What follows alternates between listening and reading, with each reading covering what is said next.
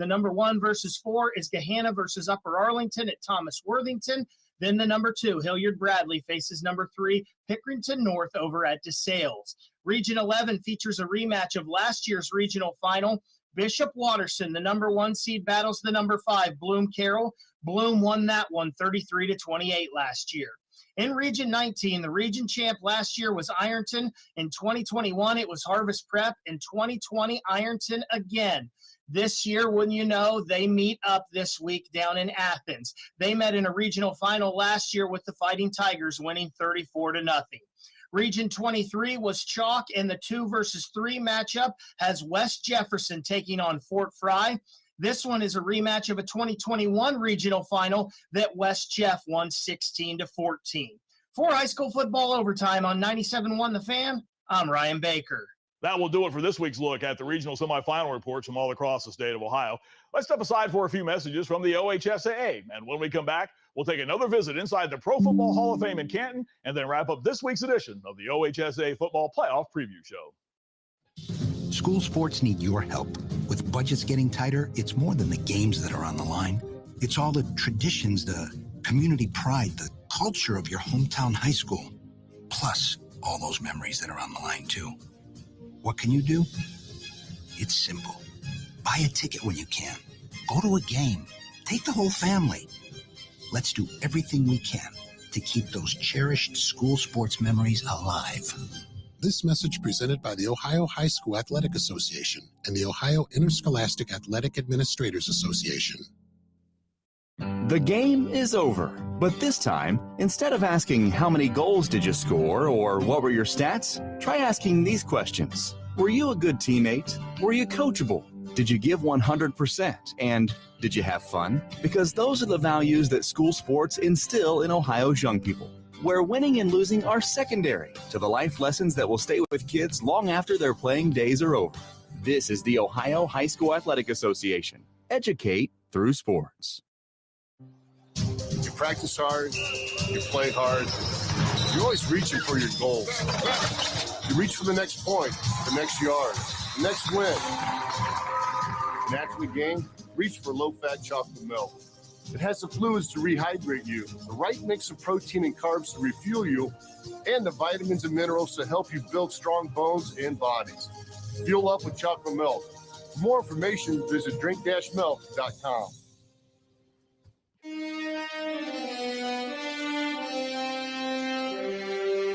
Welcome back to the OHSAA Football Playoff Preview Show. For the OHSAA Radio Network, here's Marty Bannister. We welcome you back to the show, and now it's time to get back on the road to Canton and visit with former Ohio State All-America offensive lineman T.J. Downing inside the Pro Football Hall of Fame. This is T.J. Downing with Stark Media alongside my broadcast teams of Dave Bircher, Jim Bostic, and Jeff Tyler, and we have a message here from our friends at the Ohio High School Athletic Association as we are inside the Pro Football Hall of Fame here in Canton. Coming up on November 30th, December 1st, and December 2nd, the OHSAA state finals will take place inside of Tom Benson Stadium. We remind you to come out here to the Pro Football Hall of Fame Museum with their hours of operation being 9 to 5 daily, whether you're coming out on the 30th, the Thursday night game to kick off state championship weekend, when we will have the Division II state championship game. Stop out beforehand. Check out all that the museum has to offer. The excellence of the game, the history of the game, it's all right here in Canton, Ohio, the birthplace of football. And if you're coming out on Friday or Saturday, where there will be 3 featured state championship games, whether it's before the game or after, come out here and tour the greatest Hall of Fame on the planet, the Pro Football Hall of Fame, right here in Canton, Ohio. Museum hours, again, are 9 to 5 daily. So stop out and enjoy everything that it has to offer on state championship weekend, November 30th, December 1st, and December 2nd. Can't wait to see you out here. State championship weekend coming up with our friends at the Ohio High School Athletic Association. TJ, thank you very much. Before we wrap up this week's show, a reminder that the statewide playoff brackets are available on the OHSAA website at ohsaa.org, along with the football playoff histories of every school in the state of Ohio. Looking ahead to the state championships, all session tickets are on sale at ohsaa.org/tickets, including a special ticket package with indoor access to the Stadium Club during and after every game at Tom Benson Hall of Fame Stadium. In our next playoff preview show, we'll go inside the regional final pairings and talk with a few folks in Canton to preview Tom Benson Hall of Fame Stadium and the state championship schedule. On behalf of the Ohio High School Athletic Association, I'm Marty Bannister. The OHSA Football Playoff Preview Show is a production of the OHSA Radio Network, production assisted by Yamo Media and Adam Dell. We'll talk to you next week.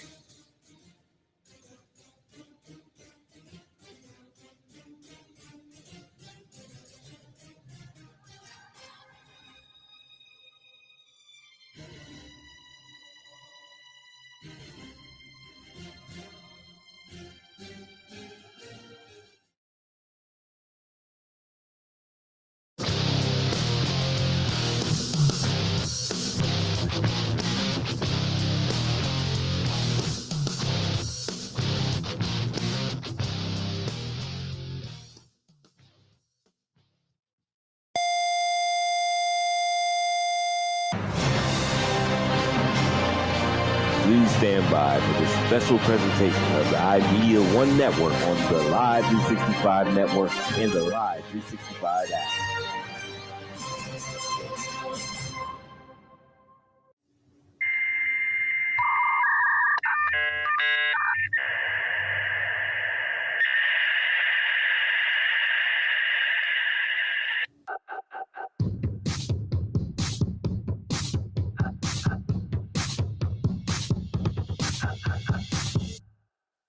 City View Sportscast is proud to bring you Mineral Ridge Rams football on the Madurix Butcher Block High School Football Game of the Week. And now from the stadium with tonight's call, here's Matt Lipsack and Matt Emsch. The Friday night lights are shining in Salem, Ohio. Welcome into the broadcast booth, ladies and gentlemen. My name is Matt Lipsack. I'll be joined by my partner, Matt Emsch, and tonight we are bringing you Region 21, Round 3, the regional semifinal between the Mogadore Wildcats and the Mineral Ridge Rams. Welcome into SIBO Stadium in Salem, Ohio, ladies and gentlemen. It is time for tonight's pregame show. Mineral Ridge got here by virtue of a 19-7 win over Rootstown, the number 2 seed here in Region 21 last week over in Portage County. Mineral Ridge got a first half touchdown from Owen Shingledecker to Ethan Pemberton, had a 7-0 lead at halftime. They took a 14-0 lead thanks to a strip fumble and touchdown run by Jacob Russell. They allowed a safety on a bad punt snap. They got a field goal by Landon Powell of 32 yards, a late touchdown by Rootstown, but even after recovering the onside kick, they could not tie the game, and Mineral Ridge making their deepest penetration in school history here in the OHSAA playoffs. Matt, quickly and briefly, your thoughts of last week's game. You were there, I was not. Yeah, we missed you too, and it was an amazing game. They came to play. It was close. It was defensive matchup the entire time. Rootstown having that vaunted running game. They did get about 150 yards at the end of the night, but bend but not break defense with our Mineral Ridge Rams did an amazing job. They forced 3 turnovers, 2 interceptions, 1 fumble, and he sprinted Jacob Russell for a touchdown. They just played out of their minds again, came up against a better team, but they shut them down when it counted most, and they won the game. So let's take a listen to our coach's interview brought to you by Youngstown Orthopedic Associates, which Mineral Ridge head coach Brian Shaner. We have Coach Brian Shaner on the line. Coach, how are you tonight? Doing great. How about yourself? Well, we're doing really well. Thanks for being here. We know how busy you are getting ready for Friday. So how did practice go this evening? Good. Really good. Spirited. Guys flying around. It is what it is. You're dealing with some guys banged up, dealing with some schools. But very good energy and getting ready to face some Mogadore team. Yeah, big game. Talking with sniffles. I don't know if anybody can hear. I definitely am fighting it as well. My wife told me kids have it at school. But we want to talk about the big game last weekend with the Rovers of Rootstown. Coach, you guys did a great job in bringing that win home and moving on to a historic round 3 for the Rams. What can you tell us about that game? I'll tell you what, it was just unbelievable. Our boys, they put it all on the line. They showed that they believe, and they stayed the course, and they had a great week of practice, great week of prep, and then they went out and they just performed. I think they had a lot of cards dealt against them. The field conditions, we're not used to playing on a muddy field like that. They definitely outsized us, but I tell you what, we out-hearted them. Our kids played inspired football, ton of heart, and I can't say enough about our defense because everything we do goes off that defense. Whatever they tell us we're able to do on we do it. But our kids, I'd say, just relentless pressure, relentless hitting. I couldn't be more proud of a unit and a team than I was last week. And we were just absolutely blown away by the great defensive play. Tell us a little bit about your defensive coordinator. I know he has a little bit to do with that part of the game. Absolutely. Coach Allen, he's my right-hand man there. We have similar styles and the way we approach the game. And, there's a lot of tough love from Coach Allen. He's very demanding on that side of the ball. And when you do exactly what he's keep teaching you to do, it comes out very well. And I tell you what, our boys buy in. And, again, we're got a little bit more healthy than we were in the middle of the season. But, they're feeding off him every down. He scouts our opponent very, very well. Our players know what their tendencies are, what looks they run, and what plays they run out of those looks. And again, Coach Allen's second to none on that defensive side of the ball, and he got our guys playing really, really well. He does. And, there were so many players that we could pick out that were just, monsters in that game. The defensive backs really of late, Coach Shaner, have just been lights out. I really can't pick out one specific one.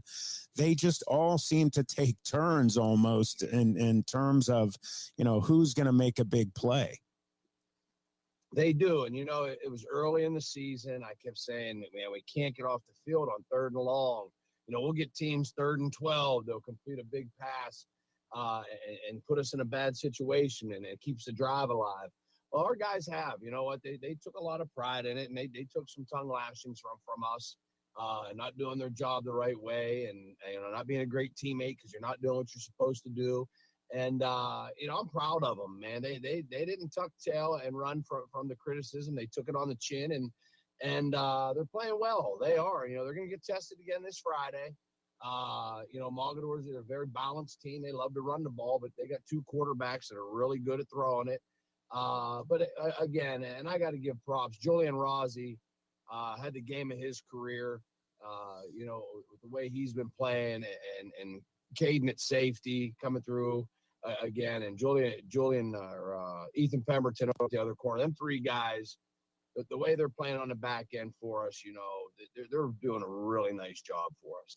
Now, before we break here, Coach, if you could just give us a real quick few words of what you guys need to do to stop this Mogadore team, what would it be? You just got to play great football, fundamentally sound. Don't turn the ball over. Don't give them extra positions, and just play our brand of football. Thank you so much, Coach Shaner, for taking the time to be here. Good luck Friday. We'll see you there. All right, thank you. Appreciate you guys. Thank you. That's Coach Shaner, Mineral Ridge Rams. We'll be right back. With over 30 years of experience, Madurex Butcher Block in Mineral Ridge is a quality-driven company focused on great personal service. Our fresh meats are of the finest cut. We make a variety of burgers, sausages, and a full line of deli meats. Using our own smokehouse, we prepare different types of jerky, snack sticks, kibasi, bacon, hot dogs, and bone-in hams. When your tummy needs some relief, call 652-BEEF. That's 330-652-2333.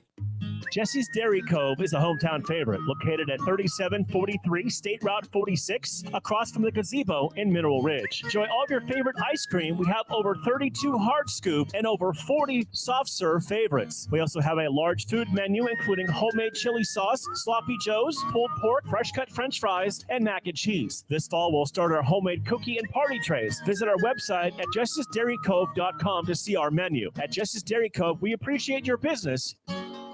Shining Stars Dance and Baton in Niles, Ohio is home to state, regional, national, and international world champions. They offer a wide variety of classes for ages 2.5 and up for boys and girls. Celebrating over 31 years in business, the excellent staff of instructors will help take your baton twirling skills to the next level. Shining Stars would like to wish all the cheerleaders, dance line, band, feature twirler Amira, and players a successful season. Go Rams! If you love history, head over to YouTube and check out Blogging Through History. Hosted by Mineral Ridge High School graduate Chris Mowery, Blogging Through History visits historic sites to explore not only the well-known figures and events of the past, but also compelling stories that maybe you've never heard before.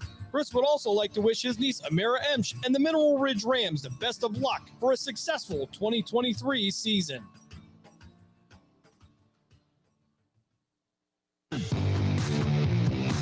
Now back to the Beduricks Butcher Block High School football game of the week on CityView Sportscast. And welcome back to Just Football. I'm your host, Matt Emsch. We're going to go right to the lines where we have Mogadore Wildcat coach Matt Adorney. Coach, thank you very much for being here tonight. Well, thanks for having us on. Well, we have a huge game coming up, obviously, Friday, round 3 of the OHSAA playoffs. We had Coach Shaner of the Mineral Ridge Rams on a little bit ago. Coach, how do you address, a week like this, round 3? Obviously, you guys have been to many, many round 3s before, but each team is different. How do you go about that? Well, luckily, we have a lot of experience back from last year, and some of these guys, about 4 or 5 of them were actually on the field for a regional championship game against New Middletown Springfield 2 years ago. So some of the guys are experienced, some of the new guys, or new starters, I should say. This is their first go at it. But, you just kind of, the playoffs are always a little different. You don't spend as much time like nitpicking. At least we don't, the last week. It's more about, survive and advance and move on and get on that next opponent. And you don't have a lot of time to fix things, so to speak. You just kind of got to grind ahead. Now, looking at your schedule, you guys, played some really excellent football teams. When you look at, you guys had a couple losses. How do you deal with those losses? How do you, talk to your team about not looking at it as a loss, about hopefully taking something away to better yourself? Well, obviously, our schedule usually always speaks for itself. I mean, we on paper, we have teams the likes of, Newark Catholic and JFK that kind of had, down seasons for them. But when we scheduled them, they were playing for state championships or Final Fours. But, sometimes you only learn, you can cruise along and maybe if you're playing weaker competition, you can't really get better. We've always tried to test ourselves. And we tell our kids, there's measuring stick games, and Dalton obviously is a team that's, we feel capable in Division 7 of maybe playing to the week 16.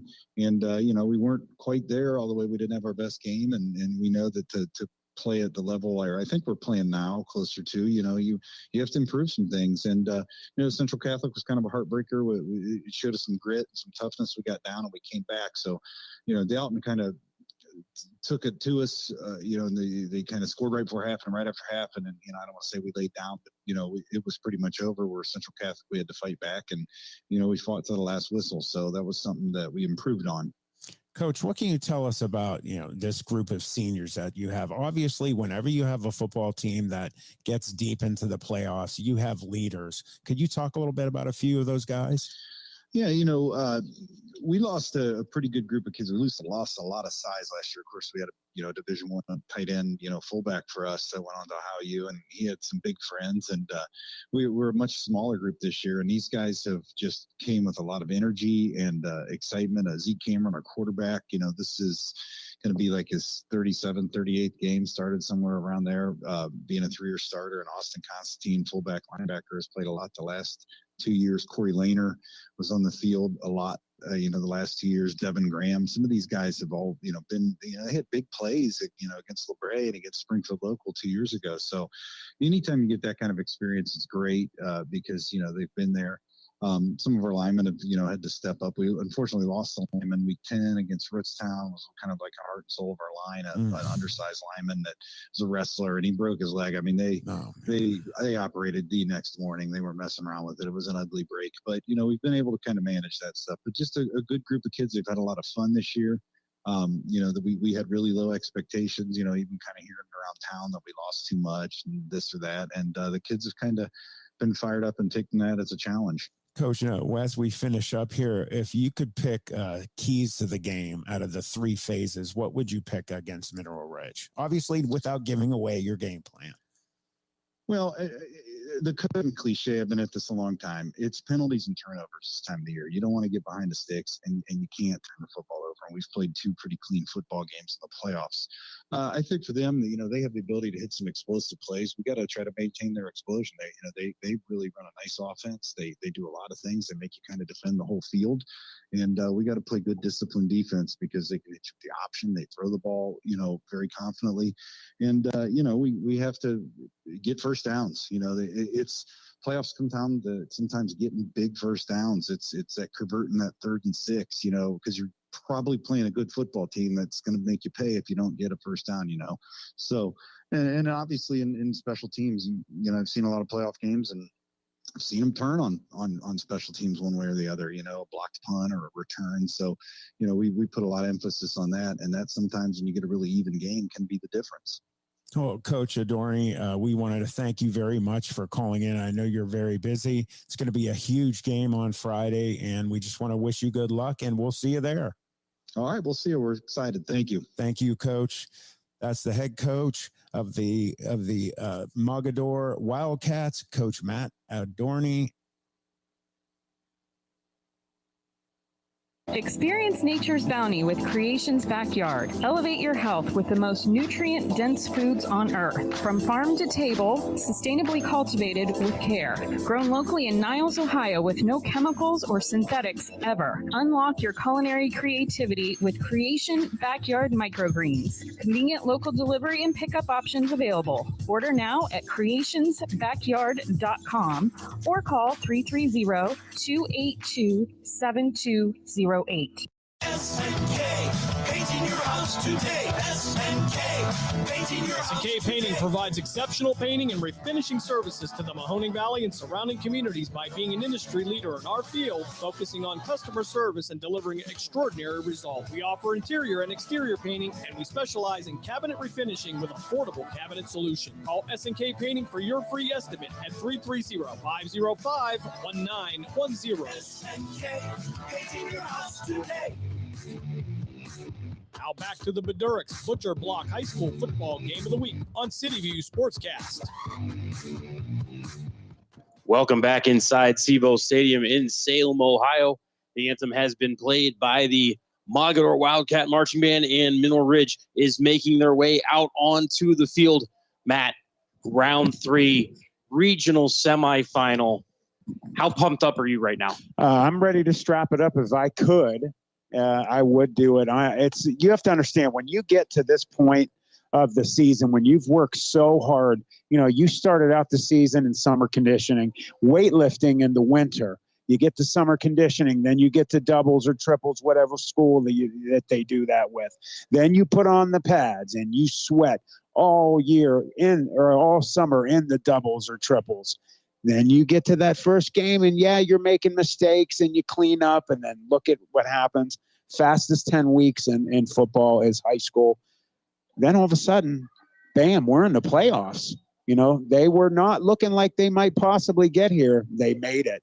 Now here we are, round 3, something the school has never done before. It's giant. You know, when I was at YSU and we were going to championships, you get to that point where you're kind of seeing that light shine over the hill and you know what's there. It's that trophy.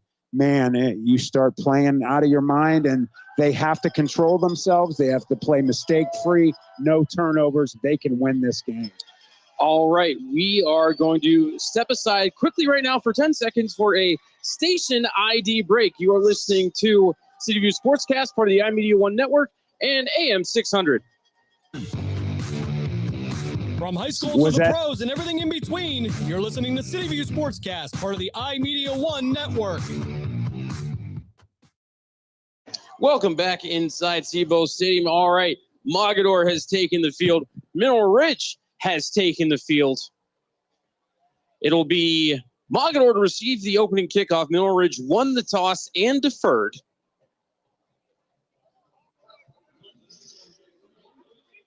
So it'll be the Mogadore offense that we see first, and they are, of course, led by quarterback Zeke Cameron. I believe a second-year starter. And, Matt, obviously a key for the Mineral Ridge defense. They're going to have one of their key linebackers back after he left the game to an injury last week. Yeah, I mean, we have a lot of that going on right now. You know, players that were dinged up and now they're back. We're seeing Ian Erb on the sidelines for the Rams. We're hoping that he is in 100% condition. And, you know, on the other side, they're missing one of their best players defensively. So what's going to happen tonight? They're going to get their best shots from each team, and it should be, you know, one of those games that goes down to the wire.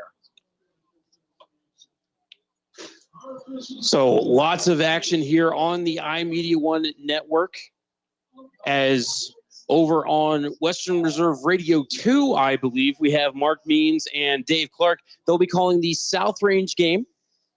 And then at 8:05 Eastern, Western Reserve 1 is going to be picking up the Phantoms game out of Dubuque, Iowa. Phantoms are taking on the Fighting Saints tonight. And you will have the voice of the Fighting Saints, Josh Starr, to bring you that action.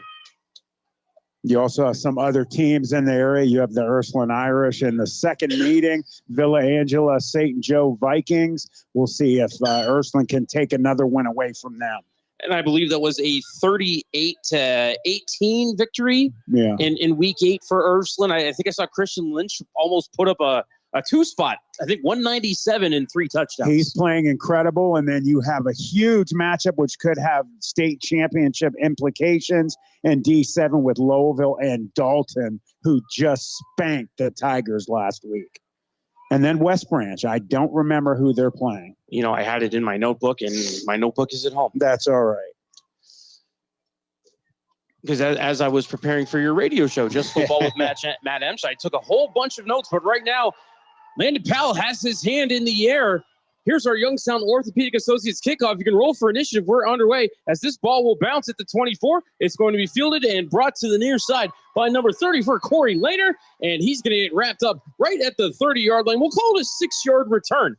And the Wildcats are going to put it into action, 1st and 10. You know, I talked about this with some people earlier that Bob Gessler, actually, coach, called and we were talking about it. I said, I hope that Ridge gets to have the ball at the beginning of the second half. Their defense has been playing lights out. All right, out come the Wildcats. Double tight, 2 in the backfield.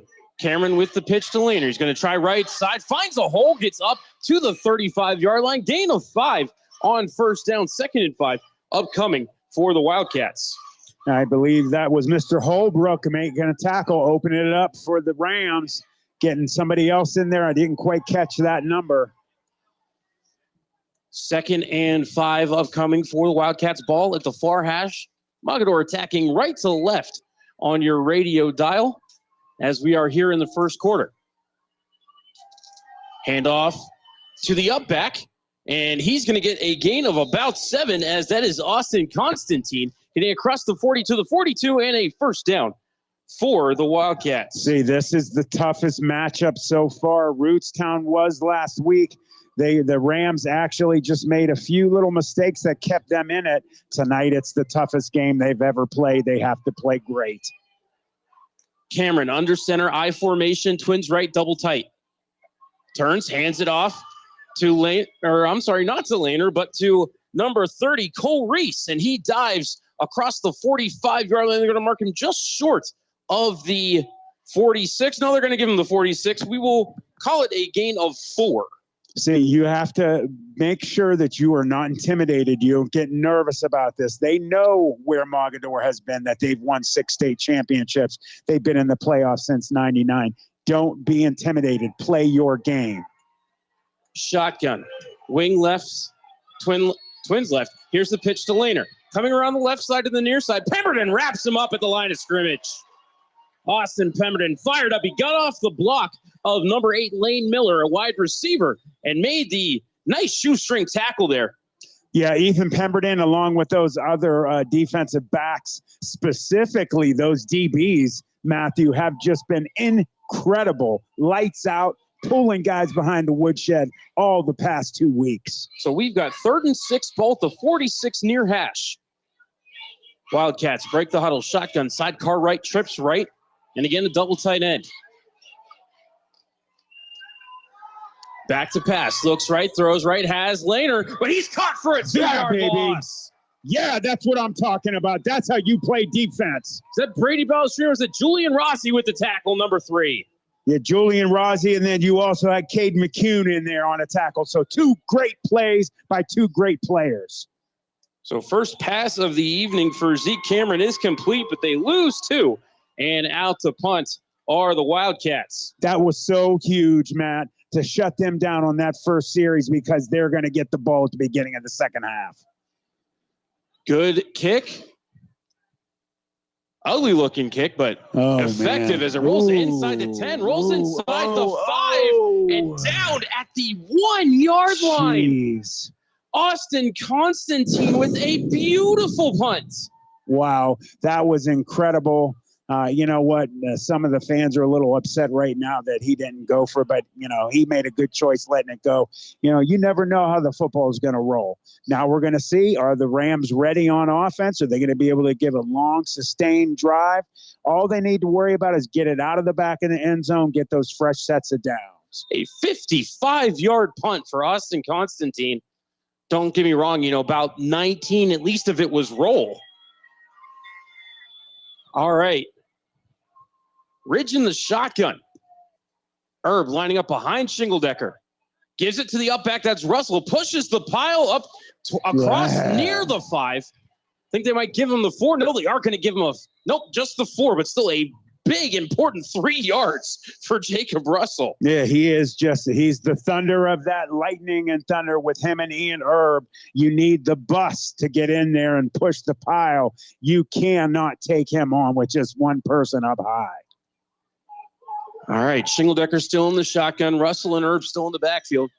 Calls a modified pistol. It's Russell the up back again, contacted at the line of scrimmage. No, check that. Shingledecker faked it. And he's on 30, 35, 30, double team at the 40, and down he goes. What a play fake by Owen Shingledecker. I thought Russell had the ball. No, he did a great job. They just blew them up they had no idea that they had the ball there. He turned the corner, and he showed them what he had. As Owen Shingledecker, he has been phenomenal, Matt. Last week he showed the Rovers something that no one has seen all year from Owen Shingledecker. They mark him out at the 36.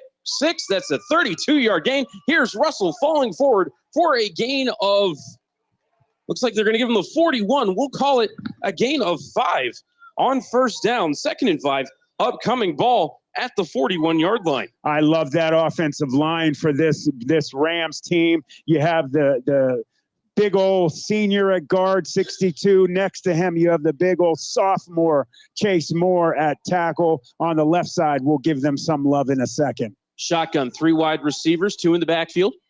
Russell and Herb. Shingledecker to Herb. His first carry makes a man miss.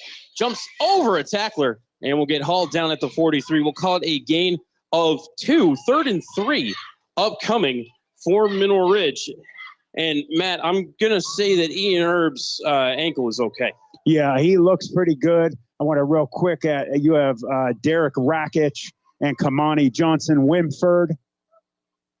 Shingledecker tried to draw him off. On the left side. Shotgun, 3 wide receivers, 2 in the backfield, Russell and Herb. Herb lined up basically in the pistol there, about 5 yards behind Shingledecker. Shingledecker back to pass. Has a man. It's Bellstreet a wide open. He dropped it. Oh, man, that's so rare for him. You know, he's got the quick shoes on, too. We also got to give love to the center of those Rams, Aiden Overacre at 55. That is a rare drop for Mr. Balestrino. He had them. And that could have been a big gain as Russell dropped that at about the 35-yard line of the Wildcats. As it is, Mineral Ridge got out of the shadow of their own goal posts. Jacob Russell on to punt. Good snap. Good kick. Beautiful-looking kick. It's going to bounce at the 29-yard line. It's going to roll. Being watched by Corey Squirrick and it dies at the 16-yard line. Man, it's all right. You know what? It's a big game. You have sometimes even the best drop him. Jerry Rice sometimes all alone in the lights, sees that pass coming and the eyes get big, and sometimes you just drop it. He'll be fine. He is great on defense and phenomenal on offense. Don't worry about nothing from him. We'll check that Jesse's Dairy Cove scoreboard. Still scoreless between these two. S&K Painting first quarter clock reads 6:52. 1st and 10 for the Wildcats. Double tight, single wide receiver. Here comes the pitch to Laner.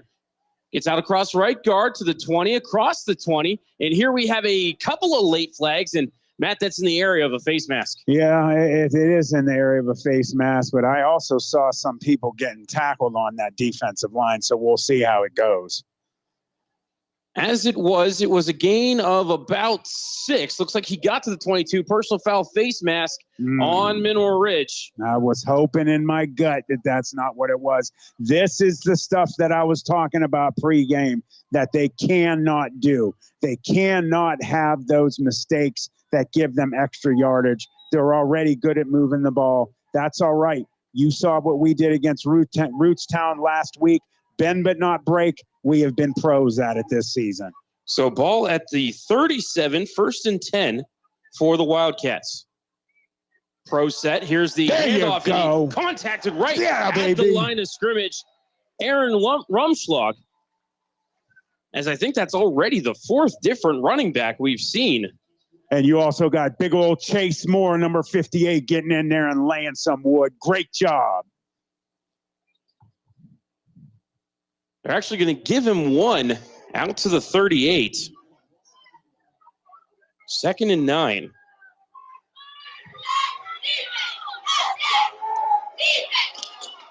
Pro set. Here's the toss. With the ball coming around the right side is Reese. He gets out to the 44-yard line. Gain of 6. This is 33. just a huge play for the Rams. Got to shut them down. Cannot give it to them. They can do this. Send some heat off of that left side. They're a little weak on the right side of that line. 3rd and 3. Ball at the 44. 3 in the backfield. Cameron with the handoff. Contacted in the backfield. Think that was Constantine. He's going to get one, but gets no further. It's 4th down. There you go, baby. There you go. Sorry, Matthew. I'm getting a little fired up. I got to calm down. They're sending the punt team out. That's how that defense does it, baby. They bend, but they don't break, and they are not afraid of these Wildcats. We have some whistles, and I think Ian are being sent off for an equipment issue. Yeah, he's running fine. I think Rich is going to go ahead and take a timeout. We'll take it with them. Back in 30 seconds, you're listening to the Bedurk Switcher Block High School Football Game of the Week on City View Sportscast at AM 600. Is home to state, regional, national, and international world champions. They offer a wide variety of classes for ages 2.5 and up for boys and girls. Celebrating over 31 years in business, the excellent staff of instructors will help take your baton twirling skills to the next level. Shining Stars would like to wish all the cheerleaders, dance line, band, feature twirler Amira, and players a successful season. Go Rams! Now back to the Beduric's Butcher Block High School Football Game of the Week on City View Sportscast. Fake! Lanner to the pass. There's a man wide open. Coming ahead is Devin Graham. Tackled by Balestrino inside the 25. You got to watch for the fake, man. Always in the playoffs, you got to keep your head up, guys. Don't expect that they're just going to kick it away. So gain down to the 21-yard line. I think it's a 35-yard gain, and it'll be a 1st down for the Wildcats.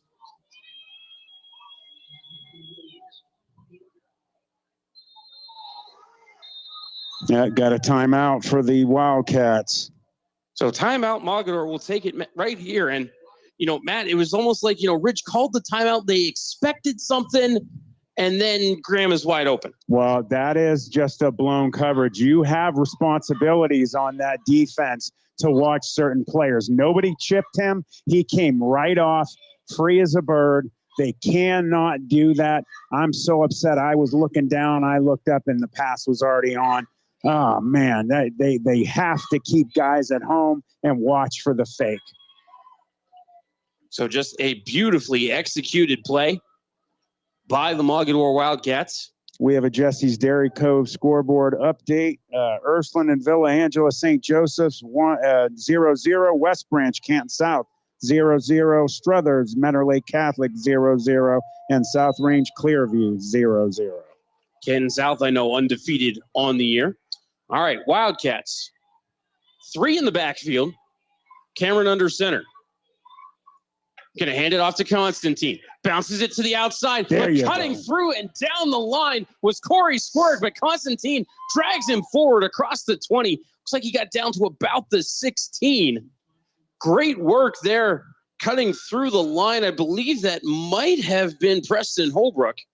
That is a great job defensively. That's how you make a tackle. You do not let go. You drive him all the way down the line, get him tired.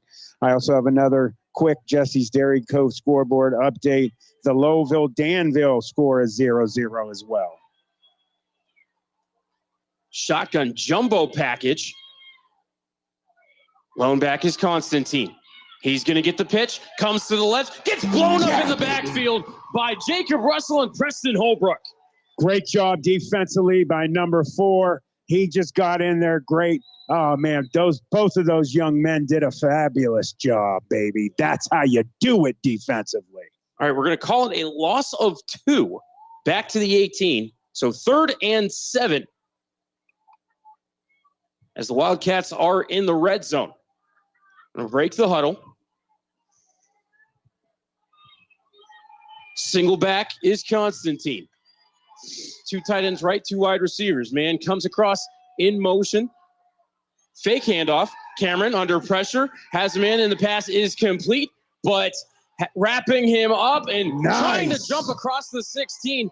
That was Nick Stevenson, but he was wrapped up beautifully by Brady Balestrino. Great job by Brady Balestrino. He might have dropped that pass, but he just made up for it on that defensive play. And he got back to the 16-yard line. We have a Jesse's Dairy Cove scoreboard update. South Range now down 6-0. Clearview up on them.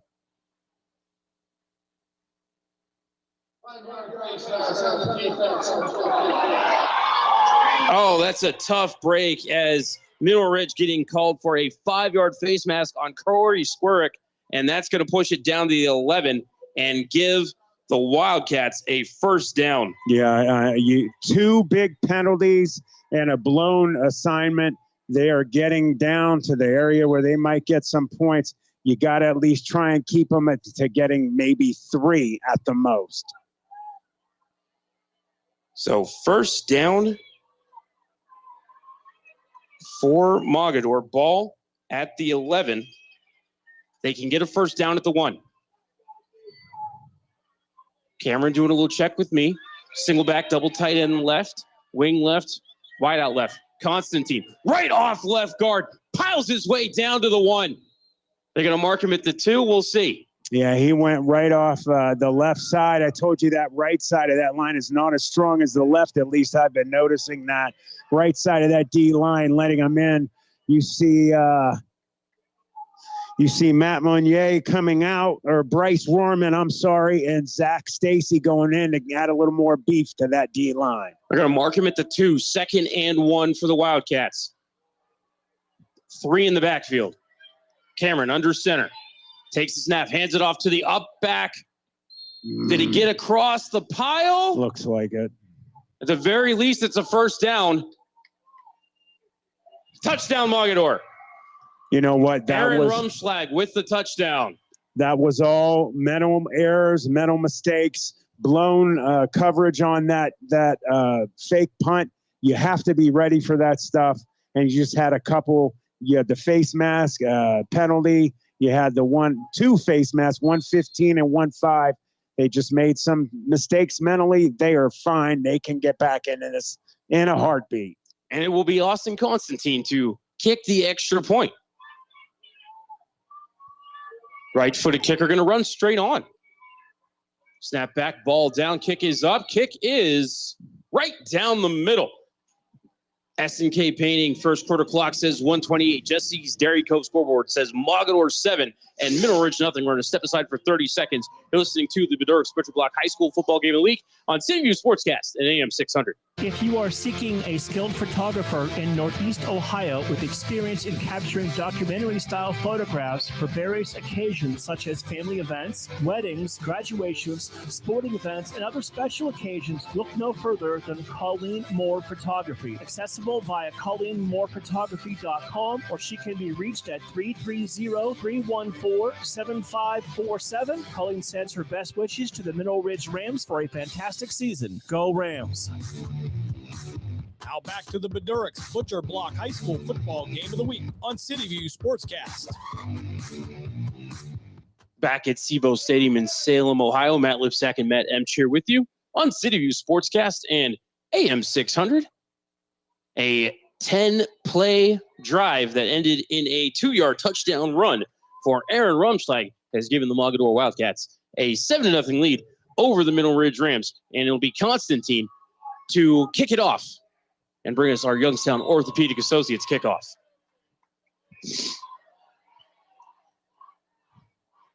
Constantine, the right hand in the air. Sorry, the left hand in the air. And he gives it the boot. Spinning kick. Going to bounce at the 16. And fielding and carrying it ahead is Balestrino. He's at the 20, 25. And that's where he's going to go down as he is hauled down by number 55, Trevor Hinkle.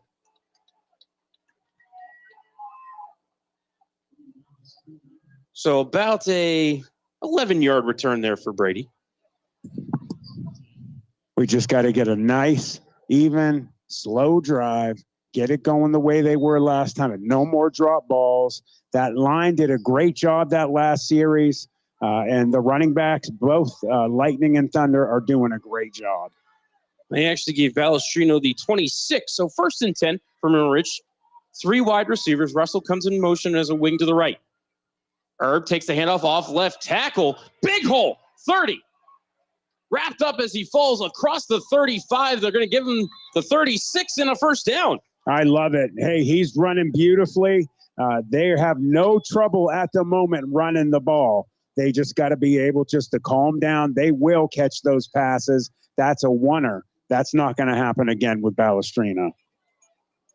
So 1st and 10 for the Rams. Ball at the far hash as they attack left to right. Shingledecker to the up back. Russell. Big hole up the middle. 45, 50, 45 of the Wildcats and falls forward across it down to the 43. Big run by Jacob Russell. See, that's what I'm talking about. Right now, they are blocking beautifully up front. They're doing it great with that 2-man team in the backfield. Either one of them are running beautifully. The line is doing great. 21-yard run for Jacob Russell. They're going to give it back to him. Puts his head down. 2 yards and a cloud of dust for Russell on that one. So 2nd and 8 upcoming.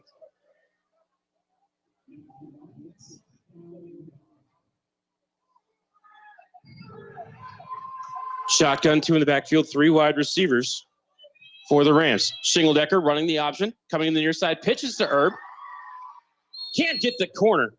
And I think he got back to the line of scrimmage. Actually, maybe lost one back to the 42. So 3rd and 9 upcoming for the Rams. And Matt, I think this is kind of go for it territory here. Yeah, they definitely can do it. They just got to focus on those, like I always say, fresh set of downs. Don't worry about the big one. Just try and get the first. Could be our final play of the first quarter. Shotgun, 3 wide receivers, sidecar reserve. Shingledecker back to pass, looks left, throws left. Quick in right on Pemberton. He only got to the 35, though, so it's going to be 4th down and about 2. But I don't think we're going to get to that in this quarter. Great catch. They just got to get that first. Maybe get them to jump up. And in fact, that will do it for the first quarter play. We checked that Jesse's Dairy Cove scoreboard. Mogadore 7 and Mineral Ridge nothing. We'll be back in 60 seconds. You're listening to the Verdux Butcher Block High School Football Game of the Week here on City View Sportscast, part of the iMedia One Network and AM 600.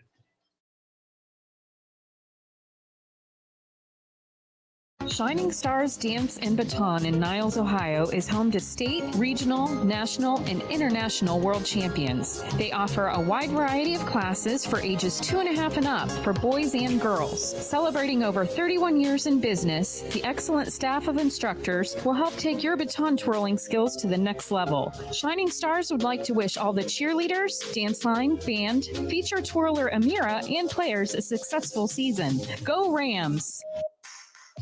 SNK, painting your house today. SNK, painting your house SNK Painting provides exceptional painting and refinishing services to the Mahoning Valley and surrounding communities by being an industry leader in our field, focusing on customer service and delivering extraordinary results. We offer interior and exterior painting, and we specialize in cabinet refinishing with affordable cabinet solutions. Call SNK Painting for your free estimate at 330-505-1910. SNK, painting your house today. Now back to the Bedurix Butcher Block High School Football Game of the Week on City View Sportscast. And Mineral Ridge was all set to go for it, but they got called for a false start, Matt, again with the mental penalties. Yeah, they're killing themselves with these stupid mistakes. It was 4th and 2, now it's 4th and 7. Shingledecker back to pass, looks left, throws left, tipped! Yeah! Brady Ballestrino inside the 25-yard line. Excellent concentration by Ballestrino as he hauls that in at the 23 for a 17-yard gain and a first down. That's what I'm talking about. He just made up for it. That's what I'm talking about. As that one could have very easily been intercepted. Julian Rossi was wide open in front of him, but he went to his man and he found him. Shingledecker hands it off to Russell. Bounces to the left, gets wrapped up right at the line of scrimmage. They might give him a gain of 1. Down to the 22. They just got to keep calm. No more stupid penalties. Let's just drive it in. Get that thunder and lightning rolling to the right side. So it is a gain of 1 down to the 22. 2nd and 9 for the Rams, as they are now attacking from right to left here in the second quarter. Shingledecker in the shotgun. Hands it off to Russell. Bounces to the left, falls across the 20. They're going to give him the 19 and a gain of 3. So 3rd and 6 upcoming for the Rams. All right, guys, huge play, 3rd down. Focus on getting that first. If you can get that touchdown, of course you take it. Got to get those fresh sets, baby. You can get it down here. Shingledecker in the spread. Russell is the sidecar right, so 2 wide receivers to each side. Herb's in the left slot. Ballestrino, slot right. Shingledecker, back to pass, looks left, throws left, looking for Herb. Jump ball at the goal line. Touchdown! Ian Herb, a 19-yard touchdown reception. And we are an extra point away from a tie ball game. That's what I'm talking about, baby. That is what I'm talking about. They are doing a great job staying balanced, keeping their heads. Just don't get any more penalties. They will be fine. Landon Powell on for the extra point, clicking at, I believe, 87%. Yes, 87% on the year.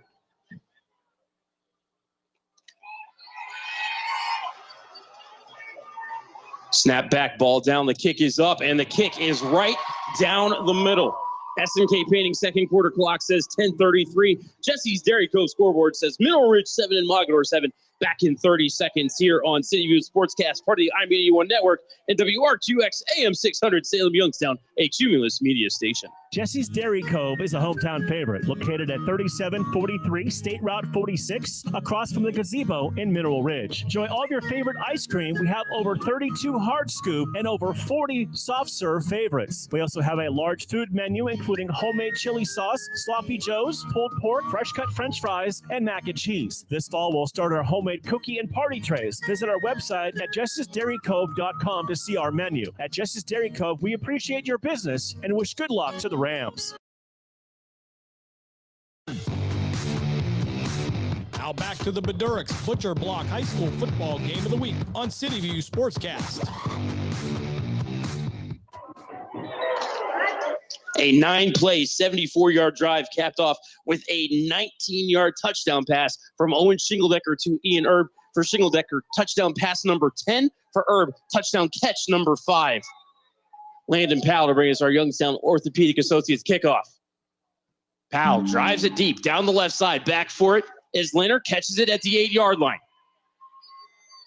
Cuts to the far hash. Holding. Looking for the corner. Not gonna get the flag, but Powell rips him out of bounds across the 50. Yeah, there was bad holding right there on the 30-yard line. I didn't see the number, but they were holding terribly on that. That's a damn shame that they didn't call that. Big return as Leonard ran it back to the 47-yard line. 45-yard return for Corey Leonard. They got to shut them down. They cannot let them score again. Hey, good thing, though, 7-7, so it's basically 0-0 right now. I formation, double tight end, twins right. Check that pro set, and they hand it off to the up bat. That's Constantine, big hole up the middle. Pemberton takes him on at the 35. He's going to get down to the 30.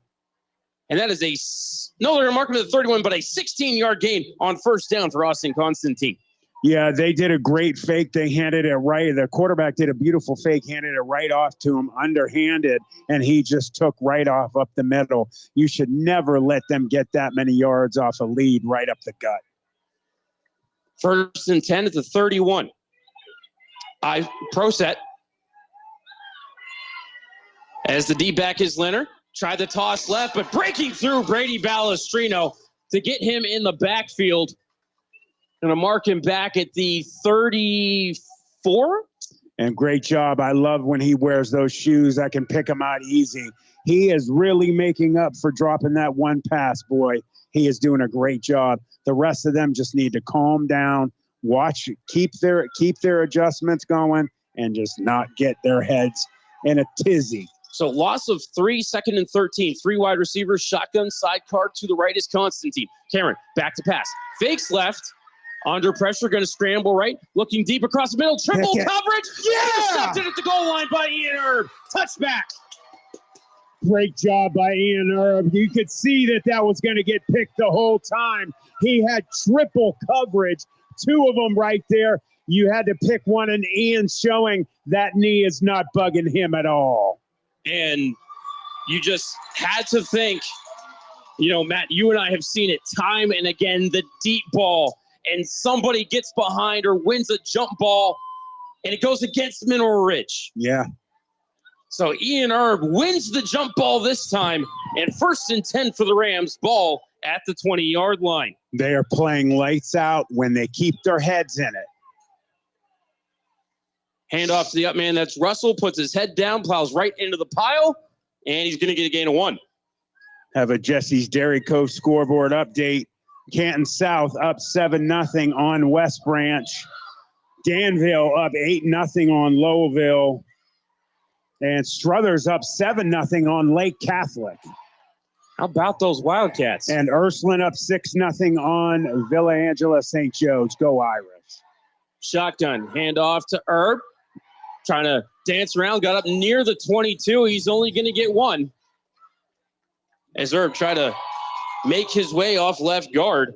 Just no running room right there on that one. No, but you know what? He showed a lot of strength there. He had guys pulling him down. That knee is not bugging him at all. 3rd and 8 as we're at 8:24 on that S&K Painting second quarter clock. Shotgun, 4 wide receivers. Sidecar to the right is Russell. Shingledecker looking right, throws right, looking for Rozzi. Jump ball tipped and incomplete. Breaking that up was number 8, Lane Miller. Yeah, I was getting a little nervous there, but that's okay. Hey, it's much better than an interception. They can kick the ball. Jacob Russell has been doing a great job with the punting.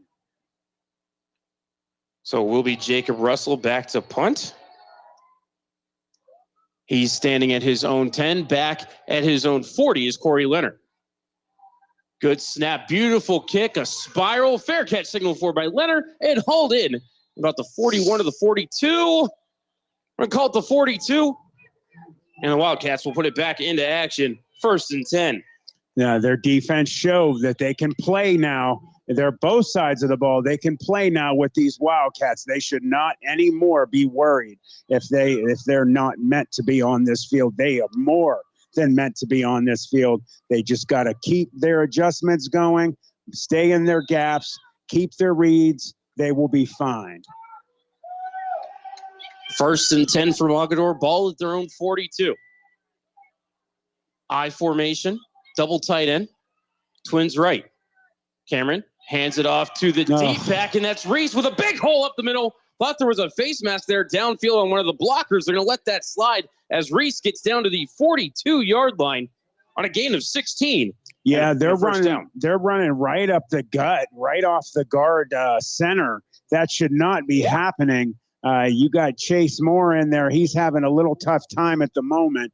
They need to start slanting a little bit because that's right where they're picking to run that ball. Every big run has come off the right side, guard and center gap.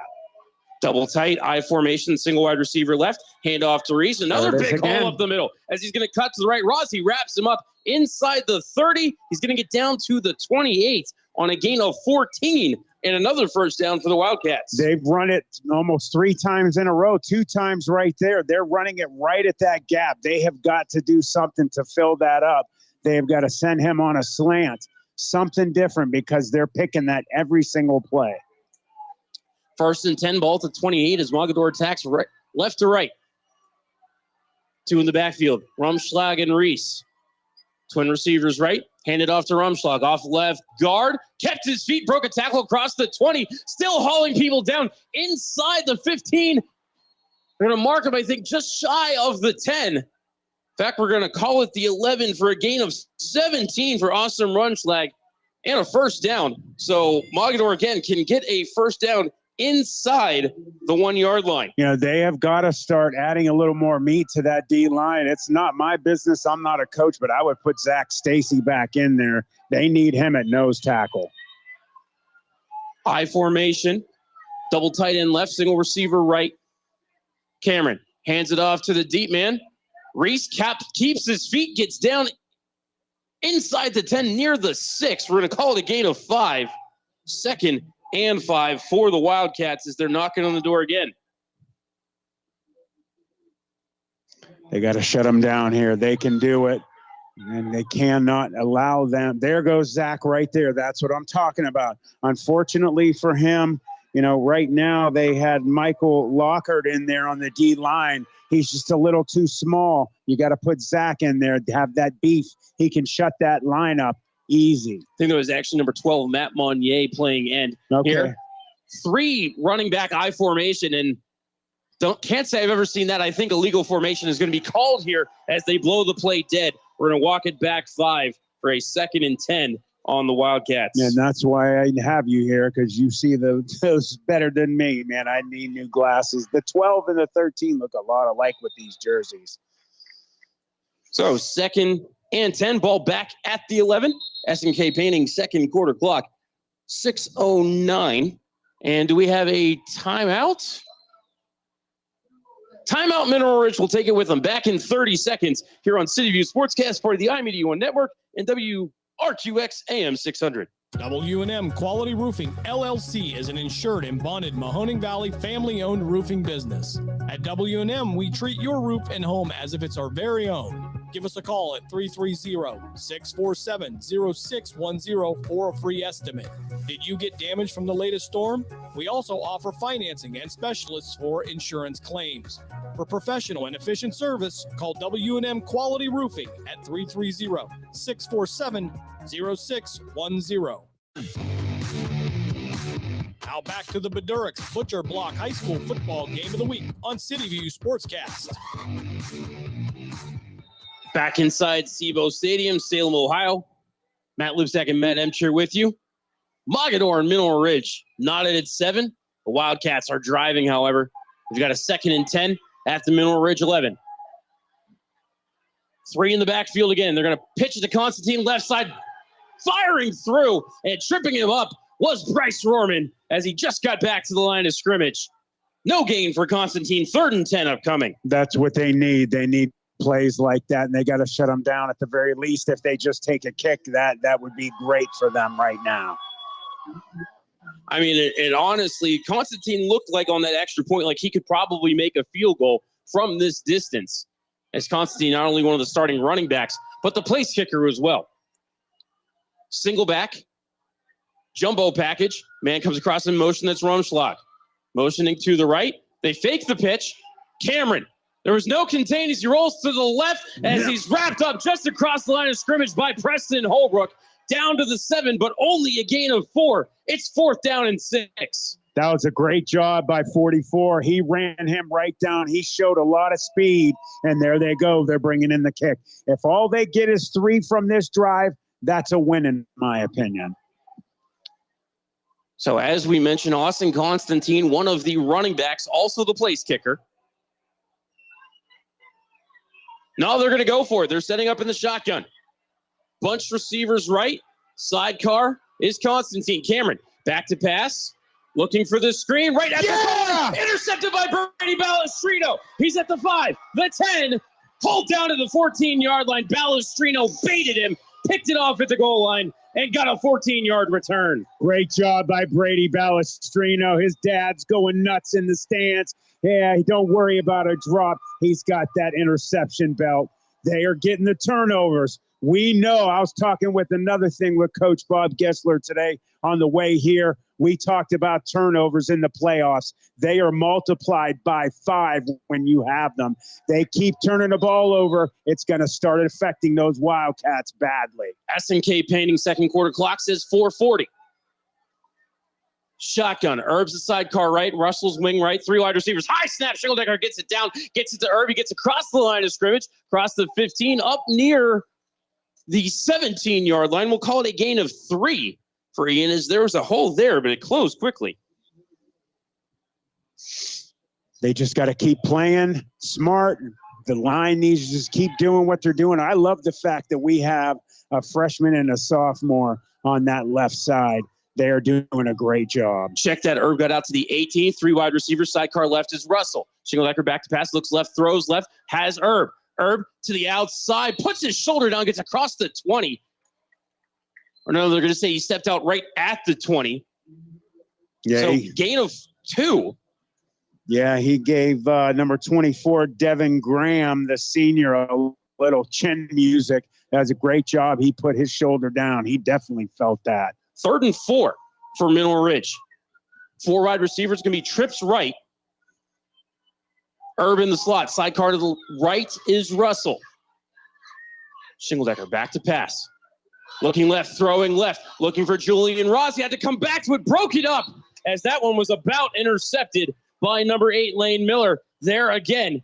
And it'll be Jacob Russell to punt. Hey, Justin Rossi turned into a DB there. He broke up a possible interception. So that was a win, in my opinion. 4th down and 4. Ball at the 20.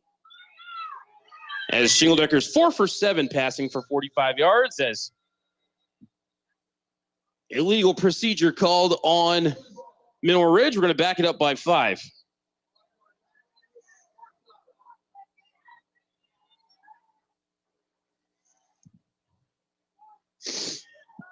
I'm going to put the ball back at the 15, 4th and 9.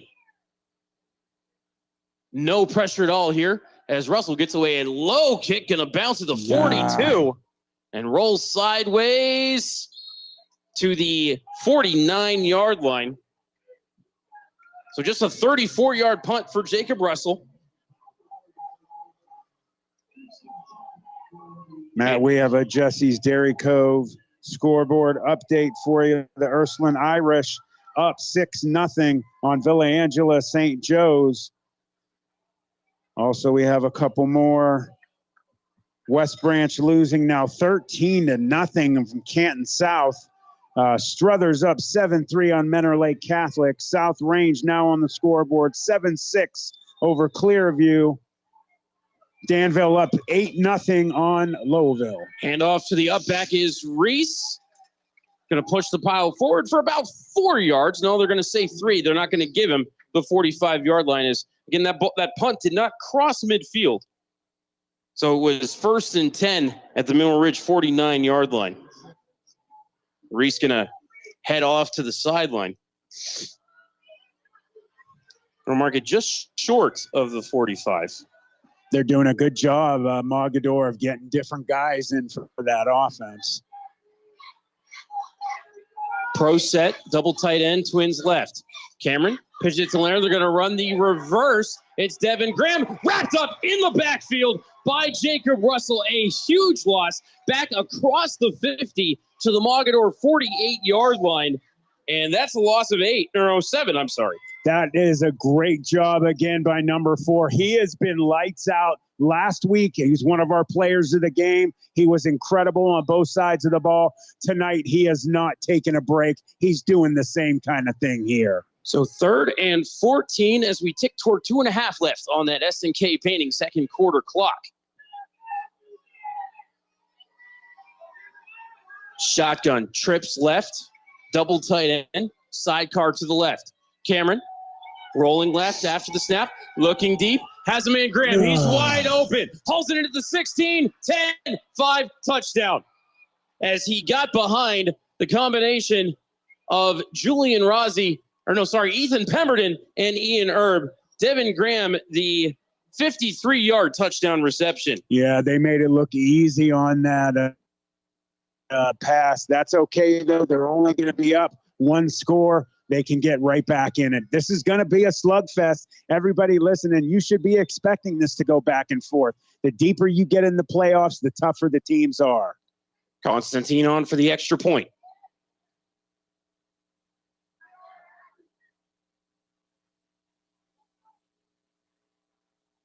Snap back, ball down. Kick up, kick. No good. Austin Constantine misses the extra point.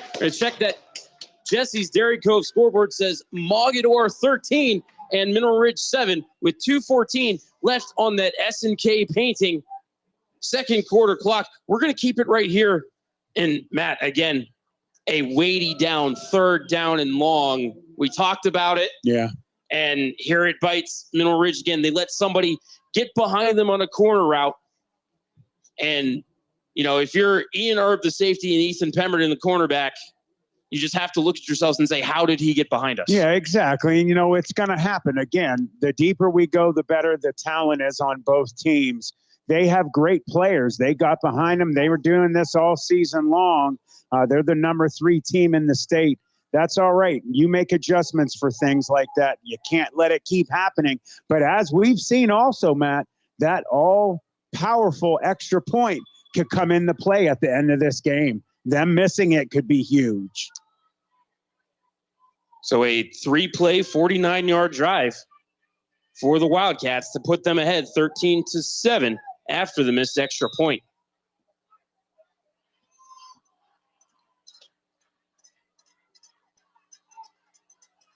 Constantine, left hand in the air.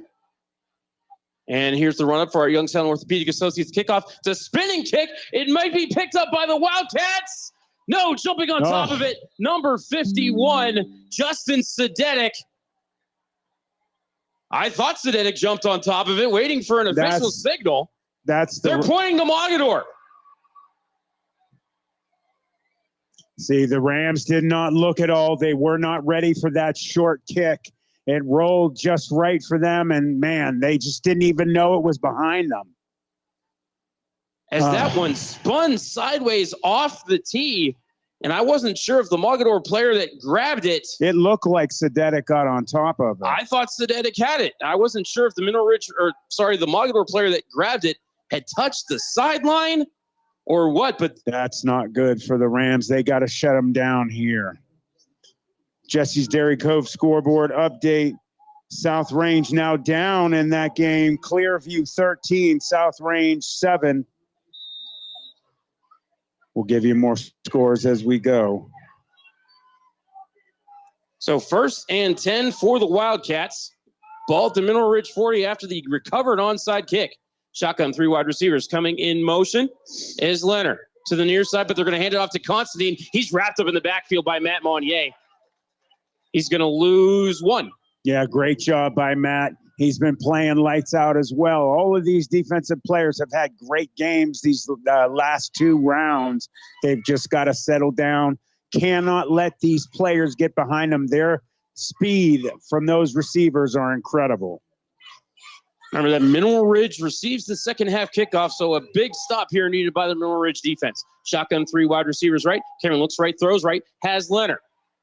Ducks inside Corey Squirk and is going to get down to the 36-yard line, I'm sorry, for a gain of 5. It'll be 3rd and 6 upcoming for the Wildcats. They'll be all right. They just got to do the bend but not break. They cannot let them get any more points. They cannot go down like that. Don't want to be down multiple scores for sure. No, even though they get the ball back in the second half, they cannot let them keep going up on them. Shotgun 4 wide receivers. Sidecar left is Constantine. Cameron back to pass. Could be a screen. Yep. It is a screen. Yep. Constantine hauls it in at the 39. Breaks a tackle. I think we might have an illegal block here, man. Yeah, I agree. It looked like an illegal block in the back on might have been 27. I was thinking 55. 55, okay. As it would have been a first down. As Leonard fell across the 30. They put the flag down at the 32. Let's wait for the call. They're walking it back. Yeah, baby, that's huge. Illegal block That's in huge. the back is the call. Yeah, so it's going to be either on 55 or 56 there off of the line.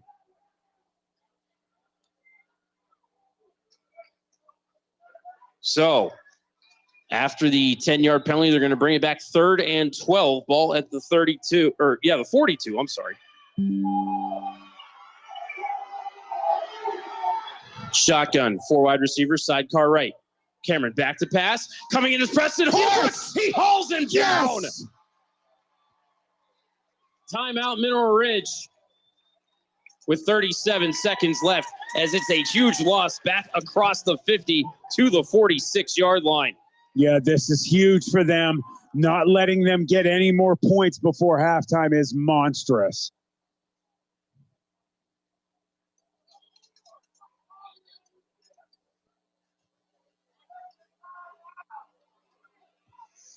Keep your heads. Do not let them get behind you.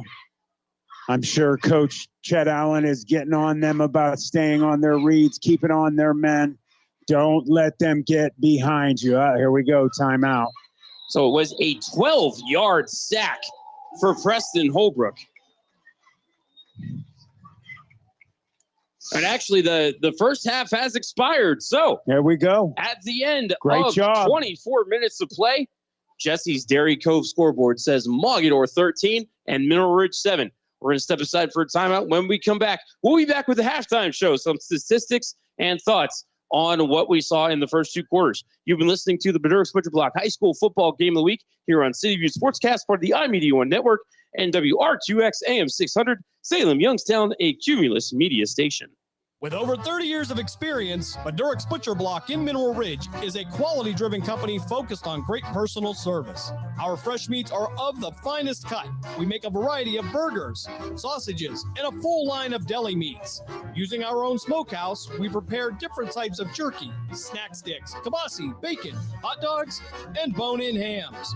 When your tummy needs some relief, call 652-BEEF. That's 330-652-2333. Jesse's Dairy Cove is a hometown favorite, located at 3743 State Route 46, across from the gazebo in Mineral Ridge. Enjoy all of your favorite ice cream. We have over 32 hard scoop and over 40 soft serve favorites. We also have a large food menu, including homemade chili sauce, sloppy joes, pulled pork, fresh cut french fries, and mac and cheese. This fall, we'll start our homemade cookie and party trays. Visit our website at justicedairycove.com to see our menu. At Justice Dairy Cove, we appreciate your business and wish good luck to the Rams.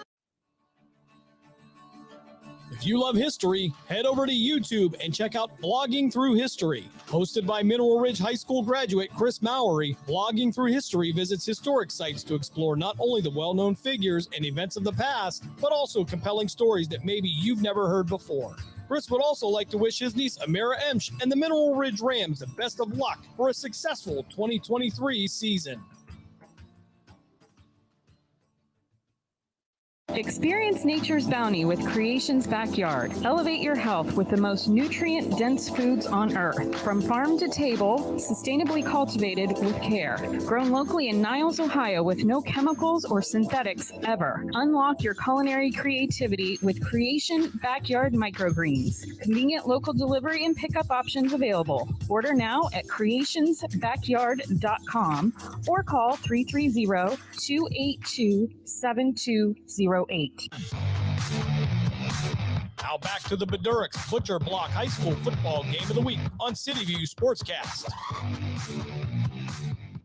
Back inside SIBO Stadium in Salem, Ohio. Matt Lipsack and Matt Emsch here with you for the Bedurix Butcher Block High School football game of the week. And here at halftime, as we check the Jesse's Dairy Cove scoreboard, we have Mogadore 13 and Mineral Ridge 7. Mogadore and Mineral Ridge both punted on their opening possessions on the second drive for the Wildcats. It was a 2-yard touchdown run for Aaron Rumschlag to give the Wildcats a 7-0 lead. Mineral Ridge answered right back on their ensuing possession, converted a big fourth down on the drive. I think it was a 17-yard pass play from Owen Shingledecker to Brady Balestrino, a leaping grab of a tip pass that led to a 19-yard touchdown reception for Ian Erb. For Erb, his 5th touchdown catch of the season. For Shingledecker, his 10th touchdown pass of the season. We were tied at 7. Ensuing possession for the Wildcats. They drive it down the field, and actually both teams punted on the next possession, and then for the Wildcats, they got the ball right near midfield. They got pushed back to their own side of midfield, but then on 3rd and 14 was a 53-yard touchdown pass from Zeke Cameron to Devin Graham. The extra point was no good, and that is how we got to our 13-7 score. Mogadore went for the onside kick after that touchdown. They recovered at the Mineral Ridge 40, but could not do anything with it. In fact, they went backwards on the drive, and that is how time expired in the first half. Let's take a look at some statistics from the first half. We'll start with the Mogadore Wildcats. Cole Reese, 6 carries for 49 yards. Austin Rumschlag, 3 carries for 20 yards and a touchdown. Austin Constantine, 7 carries for 19 yards. Colton Thomas, 1 carry for 16 yards. Corey Leonard, 4 carries for 8 yards. Devin Graham has 1 carry for -8. Zeke Cameron has 1 carry for -8, but I think 12 of that might have been the sack.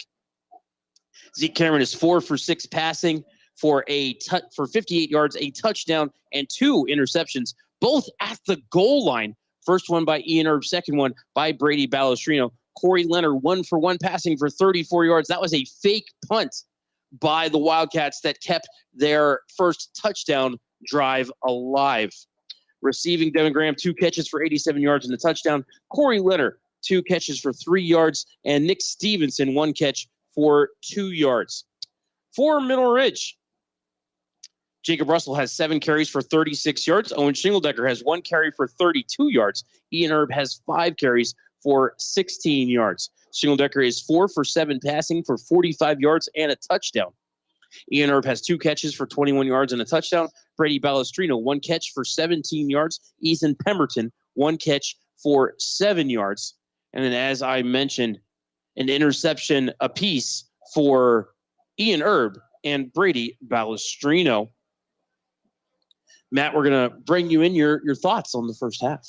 I have to point out the negative first. A lot of things that you don't expect to see in round 3 with these two teams. You're making mental errors that they shouldn't make. Now, granted, you have a great football team in the Wildcats of Mogadore. It's a team that they've never seen before. It's a team that is, it's old hat for being here. They've been here since 1999 straight. They have 6 state championships and a number of other records in here. The Rams have to stop when they come out in the second half. They have to play mistake-free football. You cannot let any of those receivers get behind you. As you can see, when they get off the line full bore, they can't cover them. Their speed is just a little quicker. But I am happy with the play that I'm seeing out of the Rams. They're not afraid of this team. They're not intimidated by any stretch of any means. You had some mistakes by a couple players that made up for them big time. Brady Balestrino dropped the one pass that he had, but did he come back and make up for that? He did it tenfold. The offensive line, even with that left side of the line with the freshman and sophomore on there, they're doing a great job. Derek Rackage and Kamani Johnson Winford are doing great jobs there. And also Aiden Overaker, the junior, they're doing good. You know, the right side of that offensive line is doing good. What worries me is the running that they're getting off of the inside of that offensive line. You should not be getting that many yards on runs running through those A gaps on either side of that center. Zach Stacy, in my opinion, should be back in. If anything, if for any other reason, just because you have a bigger, stronger body in there on the D line, you got to get some more beef in there to shut down that running game through the middle. Never let a team get on you like that. Big gains off the A gaps. They got to shut them down there. Take a look at some team stats from the first half. 10 first downs for Mogadore, 24 carries for 96 yards. So I think that's about 3 yards a carry. 4 yards a carry.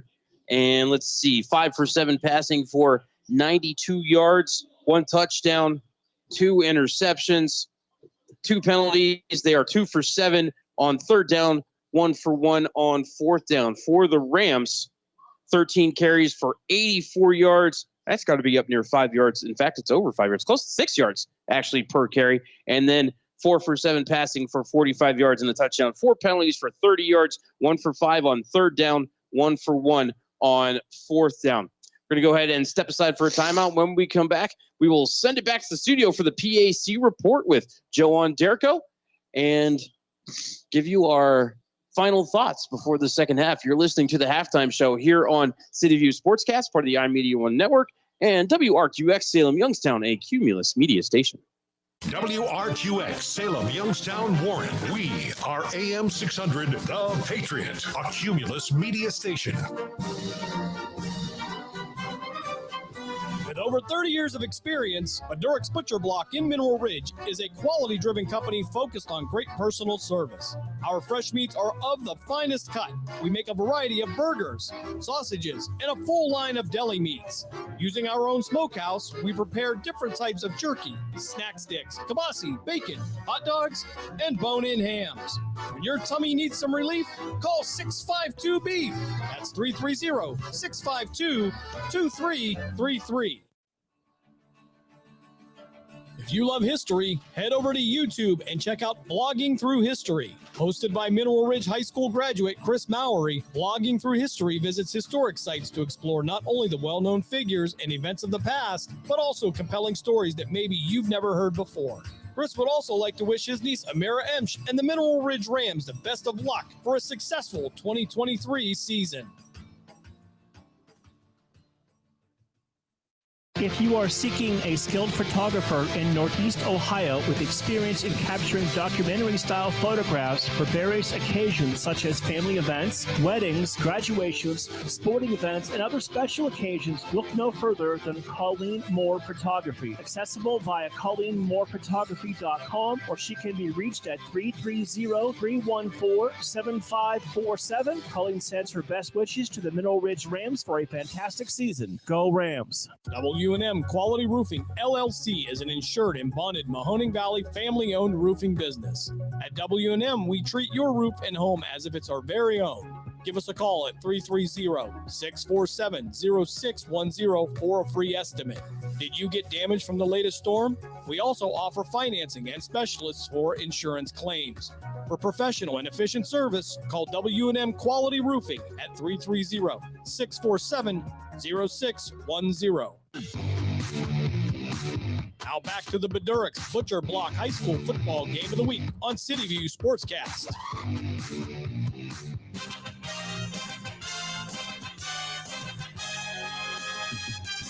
Welcome to the PAC Football Report, covering games on November 11th, 2023. I'm Joe Underko. This week, we will look back at Week 10 games on the gridiron in the President's Athletic Conference. We're also previewing PAC Rivalry Week games to close the regular season this Saturday. With 2023 PAC champion Grove City off last weekend, Week 10 saw Carnegie Mellon remain in second place in the conference following a 21-7 triumph at Westminster. W&J snapped Geneva's three-game win streak with a decisive 45-7 road victory. Case Western Reserve rolled past Allegheny at home 42-14. Teal held off a late St. Vincent rally to edge the Bearcats 30-27, while Waynesburg kept Bethany winless with a 35-26 road decision. PAC Player of the Week recognition for Week 10 went to Waynesburg sophomore running back Zane Cawley on offense, senior linebacker Tanner Volpatti of W&J on defense, and junior cornerback Justin Logan of Teal on special teams. Earning PAC Newcomer of the Week honors was Teal freshman quarterback Joseph Fell. Week 11 marks the final PAC rivalry week for the near future, as future rivalry games will be worked into the regular season rotation. Highlighting the slate is the 36th playing of the Academic Bowl, as 7-2 Case Western Reserve travels to Pittsburgh to face 8-1 Carnegie Mellon at Gesling Stadium at 7 p.m. CMU has won the last four meetings, including a 20-7 final in Cleveland a year ago. Last Spartans win in the series was a 41-34 overtime triumph in Pittsburgh in 2017. Veteran Case head coach Greg Debelak talks about the significance of the rivalry with Carnegie Mellon to his program. My brother played at Case back in the early 80s, and that certainly was a big matchup, and had a chance to play Carnegie Mellon when I was at John Carroll. So it goes back many, many years for me. And, the whole Cleveland-Pittsburgh rivalry, I think, plays into it. The 39th edition of the Mercer County Cup takes place in Greenville, as 3-6 Teal hosts 9-0 Grove City at Alumni Stadium at 1 p.m. GCC leads the Cup Series 26-12 all-time since its inception in 1984 and has won the last 5 contests against the Comcats. The series between the local foes dates back to 1892, with this year's matchup marking the 109th all-time between the programs. Second-year Teal head coach Sam Bauman talks about the progress his team has made in 2023. We definitely are improving. We've shown that in wins and losses. We are a team that, I think has greatly improved from year one to year two. Satisfied? Absolutely not, right? We're here to do more. We're excited about it, and the people in this building definitely believe that we can. The PAC backyard brawl between 2-7 Waynesburg and 7-2 Washington and Jefferson will kick off at Cameron Stadium in Washington at 1 p.m. W&J has dominated the all-time series, which dates back to 1897. Presidents have won 46 of 50 all-time meetings, including the last 8, with the last Yellow Jacket victory over W&J being a 31-28 overtime final in 2014. Waynesburg head coach Cornelius Coleman talks about Jacket sophomore running back Zane Cawley, who broke the school's single-game rushing record with 336 yards in his first start against Bethany last week. The great part to see him is just that, not that he's being patient and waiting his time, he's actually just learning, and he's excited to learn from the Justin Flax and the other gentlemen that have been here. So whenever his opportunity comes, he's ready for that moment. They call it the game when longtime rivals 4-5 Geneva and 5-4 Westminster face off for the 123rd time since 1891 this Saturday at 1 p.m. at Harold Dory Stadium in New Wilmington, making it the 27th longest rivalry at all levels of college football. The Titans have dominated in recent years with 10 straight victories over the GTs, including a 49-0 blanking in Beaver Falls a year ago. Finally, 2-7 St. Vincent travels to 0-9 Bethany for the Green Game at Bison Stadium at 1 p.m. The Bearcats lead the all-time series with the Bison 10-6, including a 36-7 final in Latrobe last season. Allegheny has the weekend off. That's all for this season-ending edition of the 2023 PAC Football Report. Please log on to the conference website at www.pacathletics.org all season long for the latest news, scores, statistics, and other league information. You can follow us on social media via Facebook, X, formerly known as Twitter, and Instagram. Links are available at the PAC website. I'm Joe Underko. Thanks for listening. And for a final time in 2023, we'll see you at the stadium. Shining Stars Dance and Baton in Niles, Ohio is home to state, regional, national, and international world champions. They offer a wide variety of classes for ages 2.5 and up for boys and girls. Celebrating over 31 years in business, the excellent staff of instructors will help take your baton twirling skills to the next level. Shining Stars would like to wish all the cheerleaders, dance line, band, feature twirler Amira, and players a successful season. Go Rams! SNK, painting your house today. SNK, painting your house SNK Painting provides exceptional painting and refinishing services to the Mahoning Valley and surrounding communities by being an industry leader in our field, focusing on customer service and delivering extraordinary results. We offer interior and exterior painting, and we specialize in cabinet refinishing with affordable cabinet solutions. Call SNK Painting for your free estimate at 330-505-1910. SNK, painting your house today. Experience nature's bounty with Creation's Backyard. Elevate your health with the most nutrient-dense foods on earth. From farm to table, sustainably cultivated with care. Grown locally in Niles, Ohio with no chemicals or synthetics ever. Unlock your culinary creativity with Creation Backyard Microgreens. Convenient local delivery and pickup options available. Order now at creationsbackyard.com or call 330-282-7208. Action Physical Therapy is a locally owned outpatient physical therapy company serving the Mahoning Valley for over 20 years. With 5 convenient locations in Hubbard, Cortland, Kinsman, Salem, and Mineral Ridge. Action Physical Therapy can handle all of your physical therapy needs. Action Physical Therapy will create a unique plan made specifically for you. Call us at 1-8333-BEST-PT to schedule your evaluation today. Check us out at myactionpt.com. Get back in action with Action Physical Therapy, and as always, go Rams. Now back to the Bedurix Butcher Block High School football game of the week on CityView Sportscast. Welcome back inside SIVO Stadium. Matt Lipsack and Matt Emscher with you as we're wrapping up the halftime report as both teams are making their way back out onto the field. Middle Ridge has already begun their stretching. Mogadore not completely out of the locker room yet. Let's take a look at that Jesse's Dairy Cove scoreboard. As Matt has been bringing you those updates all evening long, and plenty of high school football play in action still going on here in the Valley. Matt, what do you got for us? In Division 3, the Ursuline Irish in a tough one in that second meeting of Ursuline up 6-0 over Villa Angela St. Joseph. As we talked about before the game, Ursuline beating them 38-18 in their first matchup. 6-0 at half. Ursuline should pull away in the second half. Canton South up big on West Branch, 23-7 at the half. Struthers is playing great. Up halftime, 14-11 on Menor Lake Catholic. And then South Range up 1 point, 14-13 on Clearview. Moving on up to Division 7, Lowellville down 14-8 on Danville. They spanked the Springfield Tigers last week. Lowellville playing really well. They're only down, 14-18. They definitely, with that passing game, they were incredible this year. Many times. They've laid it to teams over and over, and they definitely can get back into it with Danville. And the Youngstown Phantoms, whose game, the broadcast from Dubuque is being carried over on Western Reserve, I believe Western Reserve 1. Maybe it's 2. What station is Mark on? Do you know? I believe he's on, I'll tell you in 1 sec.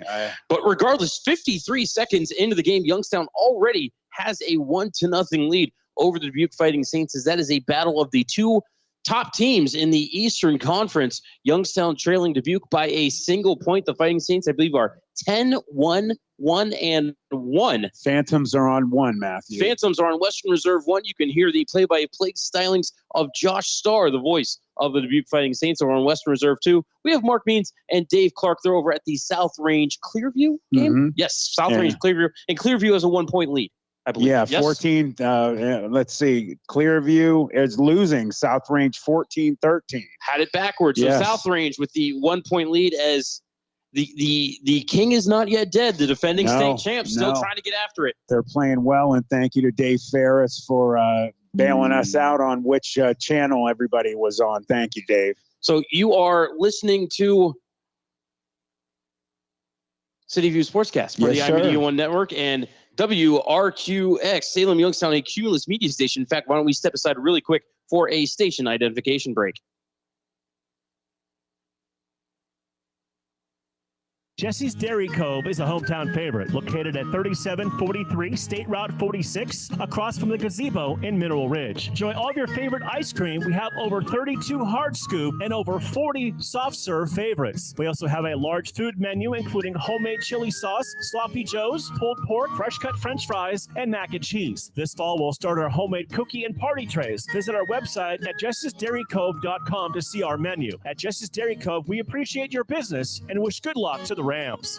Action Physical Therapy is a locally owned outpatient physical therapy company serving the Mahoning Valley for over 20 years, with 5 convenient locations in Hubbard, Cortland, Kinsman, Salem, and Mineral Ridge. Action Physical Therapy can handle all of your physical therapy needs. Action Physical Therapy will create a unique plan made specifically for you. Call us at 1-8333-BEST-PT to schedule your evaluation today. Check us out at myactionpt.com. Get back in action with Action Physical Therapy, and as always, go Rams. Now back to the Bedurix Butcher Block High School football game of the week on CityView Sportscast. Back inside SIBO Stadium as we prepare to start the second half. Mineral Ridge will receive the second half kickoff as they are trailing by 6. So Matt will, just quick the thoughts, like you said, be smart, don't make mental mistakes. Take care of the football, execute. Yeah, just real simple. Don't let them get behind you. Those receivers are quick. They're fast. You let them get behind you, they're going to score again. Defensively, again, with the way that the Rams have been playing most of the game, they've been playing lights out. Just, do the little things. Don't get any more penalties. And definitely offensively, do what you're doing with the running game. Thunder and Lightning look great in that first half. They're getting the ball right now. That's very, very important.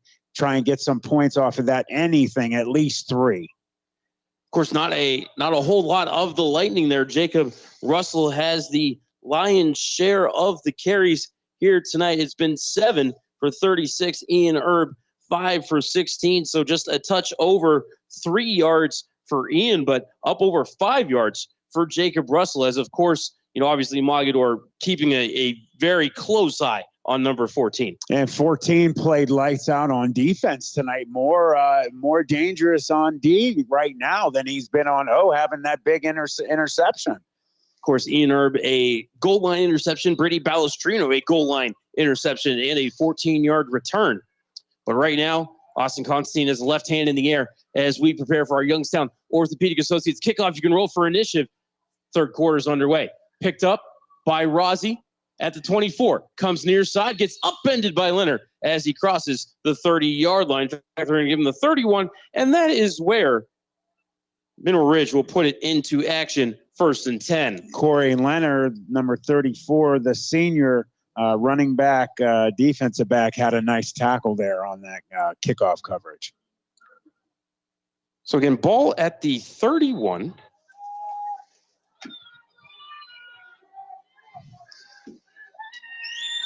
Shotgun. 2 wide receivers. Wing to the right is Russell. Sidecar to the right is Herb. Coming in motion is Balestrino. He's going to take the jet. He's going to make a pass. Has a man looking for Pemberton. Oh. Broken up. Corey Leonard got a hand in there. Oh, he was wide open. The Bass was there, too. Good defensive play by, what number was that, Matthew? It was 34, Corey Leonard. Corey Leonard, thank you. Oh, man, it was there. As Mineral Ridge tried the trickeration, but it fell incomplete. That'll keep them on their toes. So 2nd and 10, ball at the 31.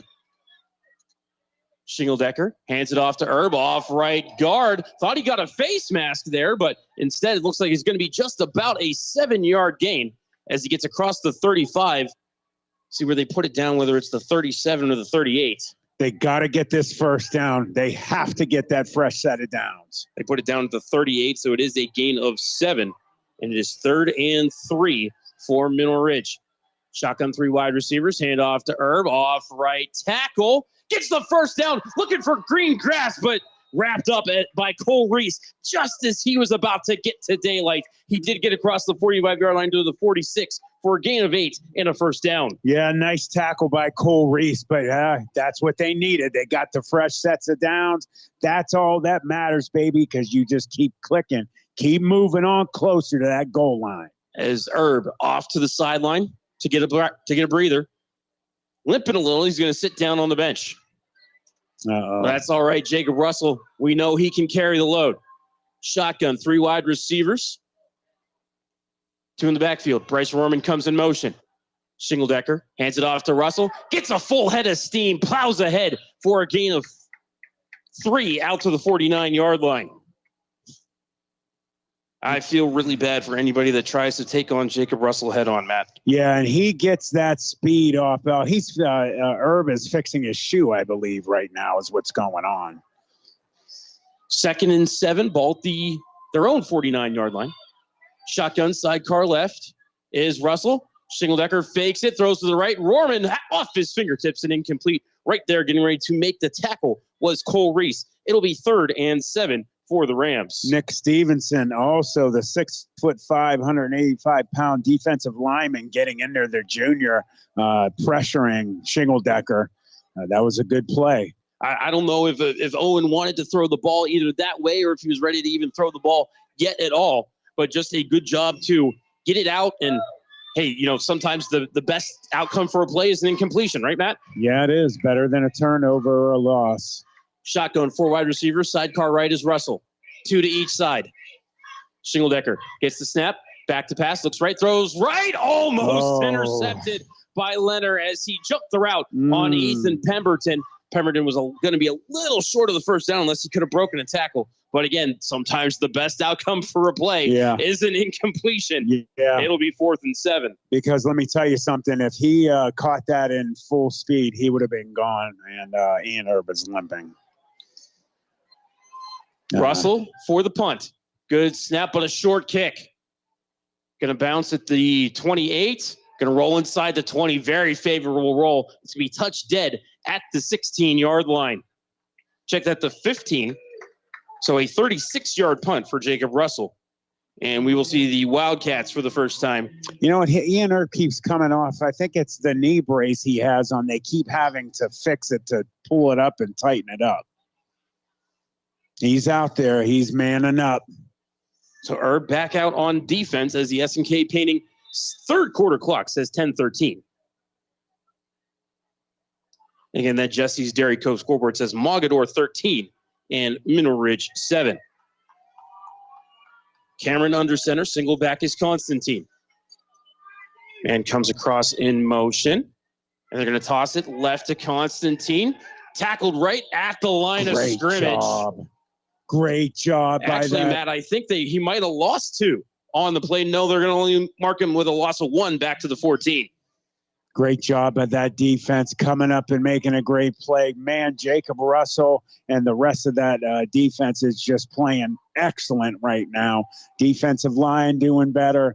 Cannot, like we said before, do not let them get behind you because they're going to go up in the air. You know it's coming. Shotgun, 3 wide receivers right. Sidecar right is Constantine.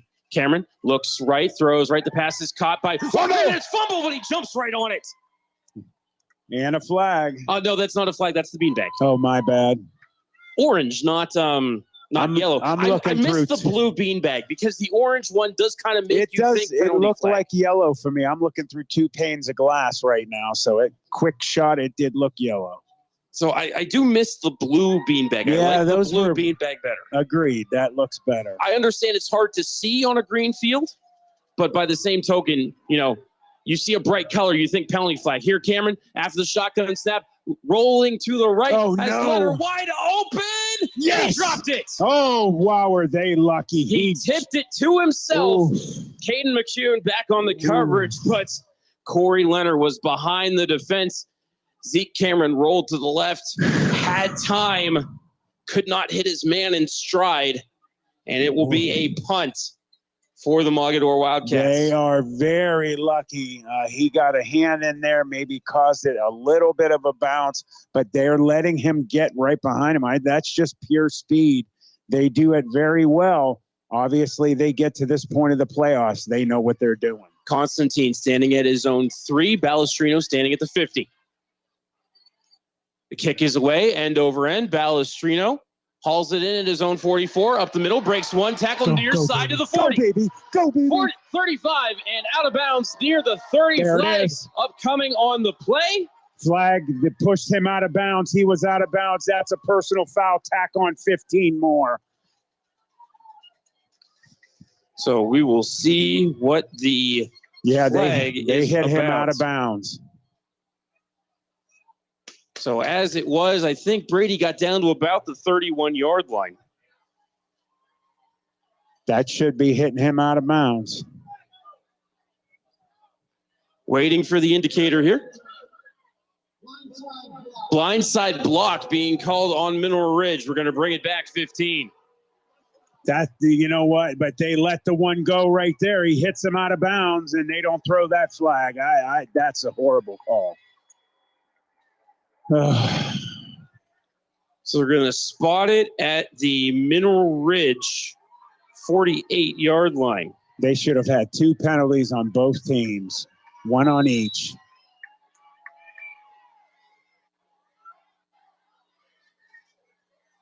Shingledecker back after the shotgun snap. Breaks the rush. Now he's going to run.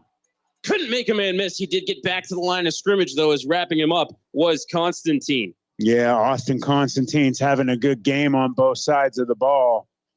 Looked like he was gonna make a nice move and get away from him, but he got his hand, just grabbed the ankle, threw it up.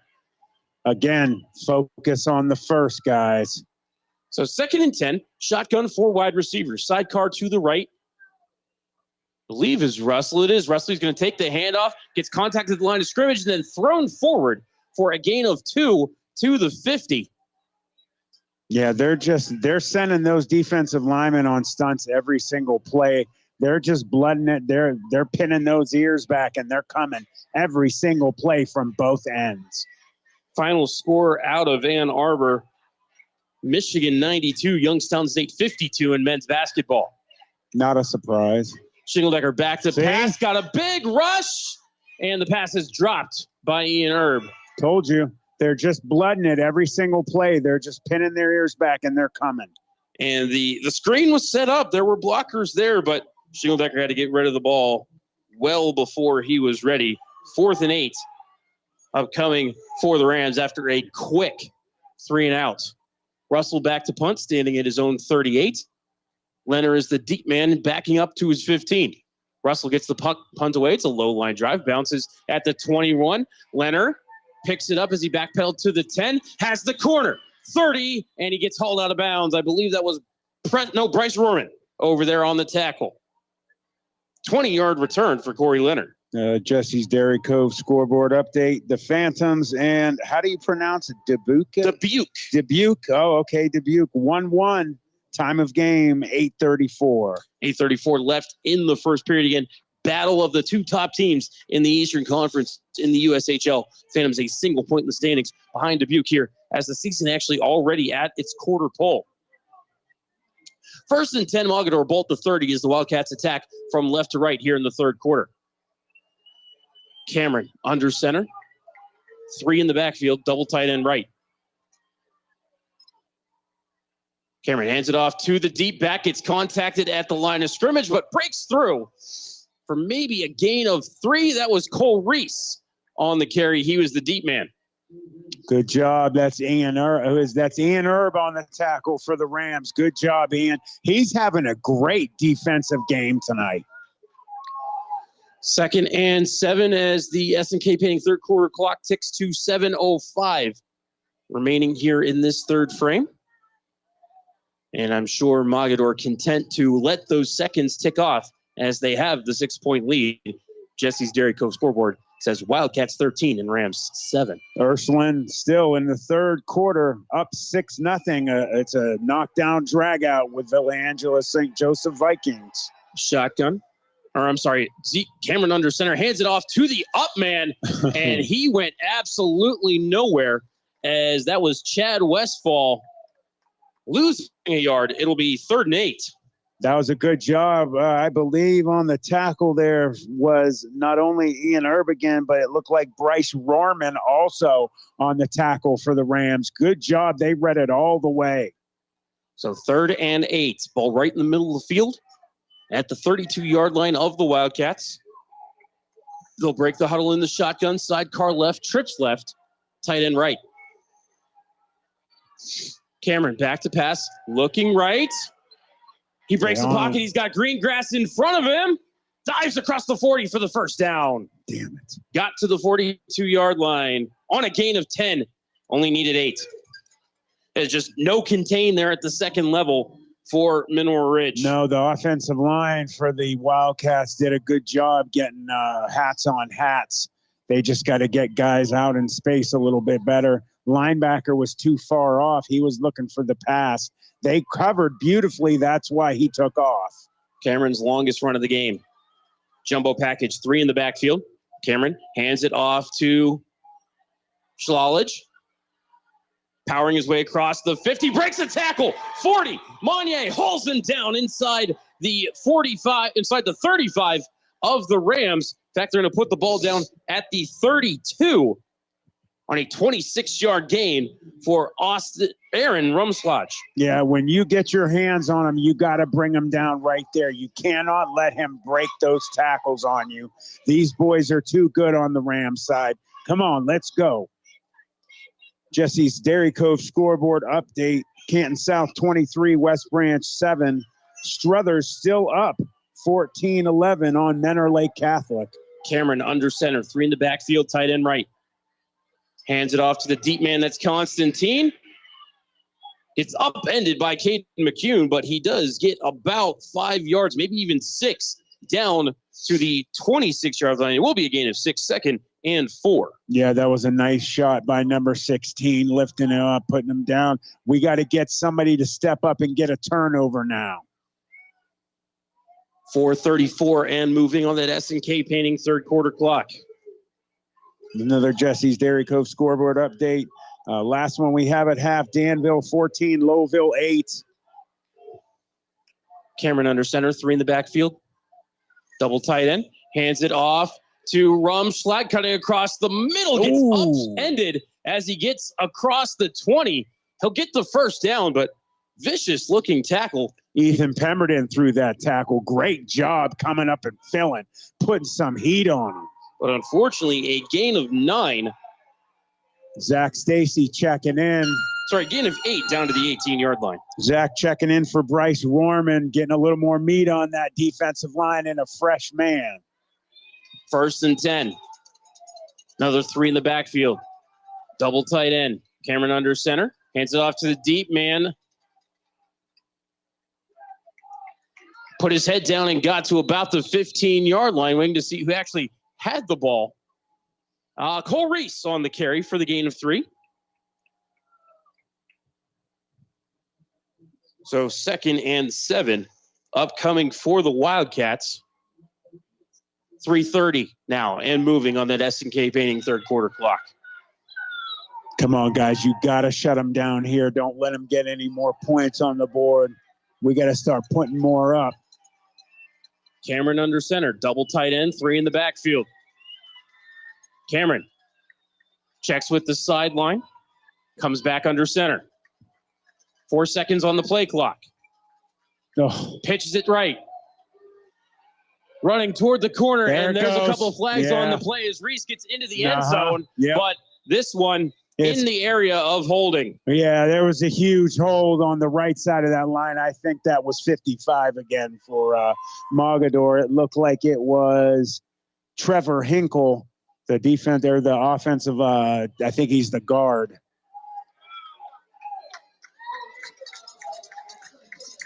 So holding actually on Chad Westfall, one of the running backs. Yeah. Well, I saw a hold on the line as well. So we had 2 guys then. So they're going to bring it back to the 25-yard line on the 10-yard penalty. Still 2nd down for the Wildcats, 2nd and 17. They're doing things to help the Rams. They got to try and get the ball back. Shotgun for Cameron. Two in the backfield. Man comes in motion. That's Leonard. He takes the pitch. He's going to look to pass. Instead, it got broken up. Now he got toward the line of scrimmage. Thrown toward the goal line. Intercepted by Julian Rossi. Rossi has to bring it out as he wasn't in the end zone. Gets across the 5-yard line as Leonard made a very poor decision to let go of that football. And honestly, Matt, he may have been across the 25, which was the line of scrimmage, but I don't think Mineral Ridge is going to care very much as they go to the kitchen and take their third turnover of the game out of the oven. What did I just say a couple seconds ago? I said somebody's got to step up and get a turnover. That's what happened. You got to depend on your fellow next to you. Great job.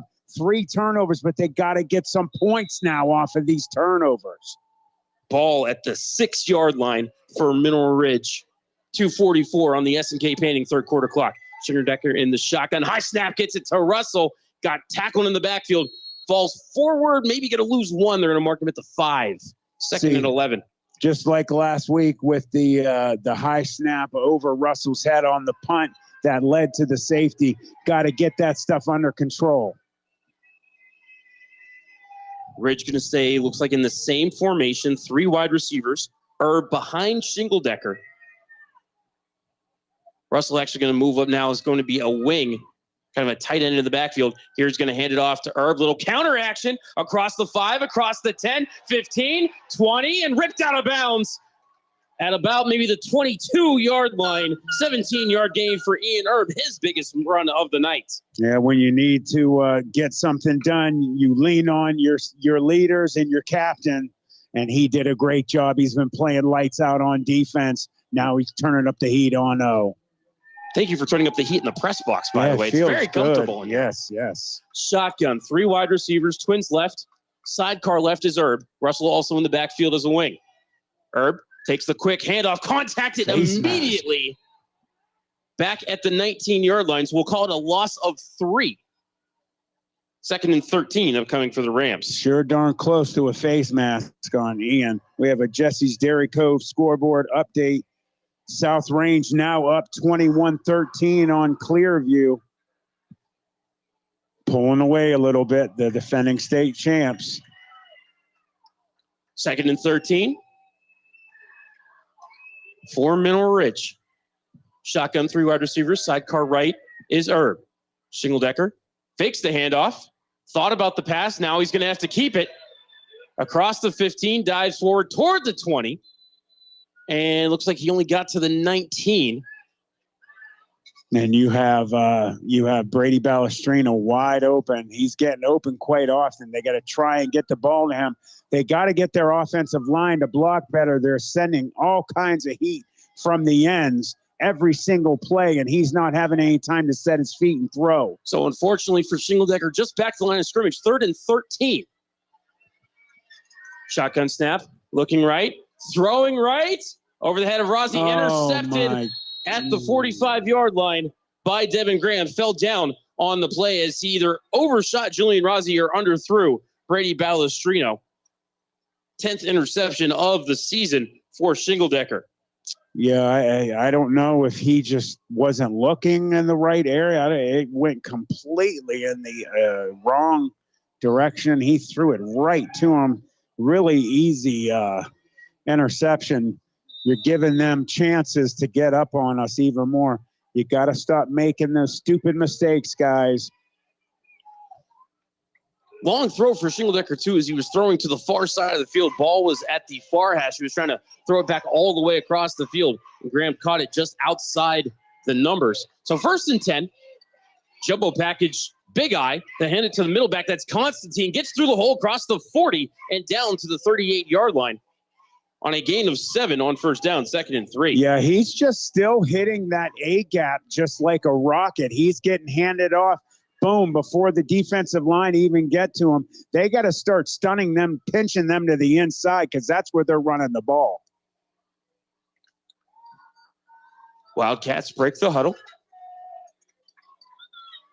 Double tight end, 3 in the backfield. Hands it to the deep back. That's Leonard. Little bobble as he gets the corner across the 30, pushed out of bounds by Julian Rossi. And I think they're going to mark him at the 28-yard line. So a gain of 10 and a 1st down for the Wildcats. Have some more Jesse's Dairy Cove scoreboard updates. Ursuline Irish still in a tight one with Villa Angela St. Joe's 6-0. Canton South 23, West Branch 7. South Range 21, Clearview 13. Danville 14, Lowville 8. Wildcats break the huddle. 11 seconds left in the third quarter. Cameron under center, 3 in the backfield. Hands it to the middle back. That's Rumschlag. Gets across the 25, falls down at about the 24, maybe the 23. And that is where we will end the third quarter. Jesse's Dairy Cove scoreboard says Mogadore 13 and Mineral Ridge 7 will step aside for 60 seconds. You're listening to the Burdick Spectre Block High School Football Game of the Week here on City View Sportscast for the iMedia One Network and WRQX AM 600, a Salem Youngstown, a Cumulus media station. SNK, painting your house today. SNK, painting your house. SNK Painting provides exceptional painting and refinishing services to the Mahoning Valley and surrounding communities by being an industry leader in our field, focusing on customer service and delivering extraordinary results. We offer interior and exterior painting, and we specialize in cabinet refinishing with affordable cabinet solutions. Call SNK Painting for your free estimate at 330-505-1910. SNK, painting your house today. Shining Stars Dance and Baton in Niles, Ohio is home to state, regional, national, and international world champions. They offer a wide variety of classes for ages 2.5 and up for boys and girls. Celebrating over 31 years in business, the excellent staff of instructors will help take your baton twirling skills to the next level. Shining Stars would like to wish all the cheerleaders, dance line, band, feature twirler Amira, and players a successful season. Go Rams! Now back to the Beduricks Butcher Block High School Football Game of the Week on City View Sportscast. 2nd and 5 for the Wildcats. They'll give it to the deep back. That's Cole Reese. He gets the first down inside the 15-yard line, down to about the 13, maybe the 12. No, we'll call it the 13 on a gain of 10 on 2nd and 5.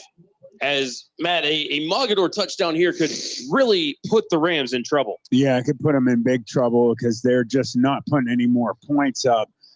They've had 3 turnovers now, but nothing off of them. You got to get something going. Cameron under center, 3 in the backfield. Deep back is Reese, and he's going to get the handoff. Got submarined by Corey Squirk in the backfield, but dove forward for a gain of 2 down to the 11.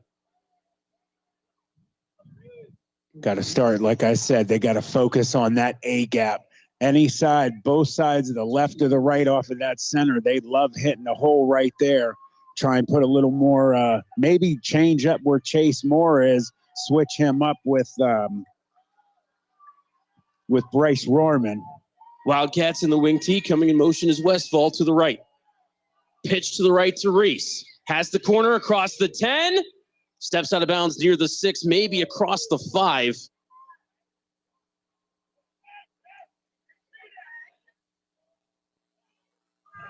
See, looks like maybe they're going to give him the 4. So gain of 7, 3rd and 1.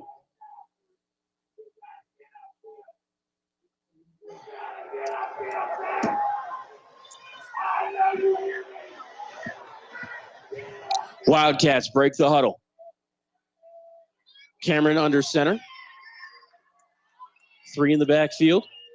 Hands it off to Constantine around the right edge. Matt, I don't know if he got there. I don't think he did. I think they held him to no gain. It's 4th down. I agree. 4th down. This could be huge for them. Just blooded. Send the house. Everybody. Just bring it on. You know they're running the ball. Quick Jesse's Dairy Cove scoreboard update. Struthers now up 21-11 on Menor Lake Catholic. Wow, the Wildcats have come to play. All right, here we go. Cameron under center. 3 in the backfield. Deep back is Reese. Turns, hands it off. Reese got wrapped up by Zach Stacy in the backfield. Loss of 1. Turnover on downs. Yes, Zach Stacy, good job. They put the big man in there. I said they need a little bit of beef. Beast Lineman of the Year award winner getting in there. Huge 4th down play. Good job, Rams. 10:15 left on the SNK Painting 4th quarter clock.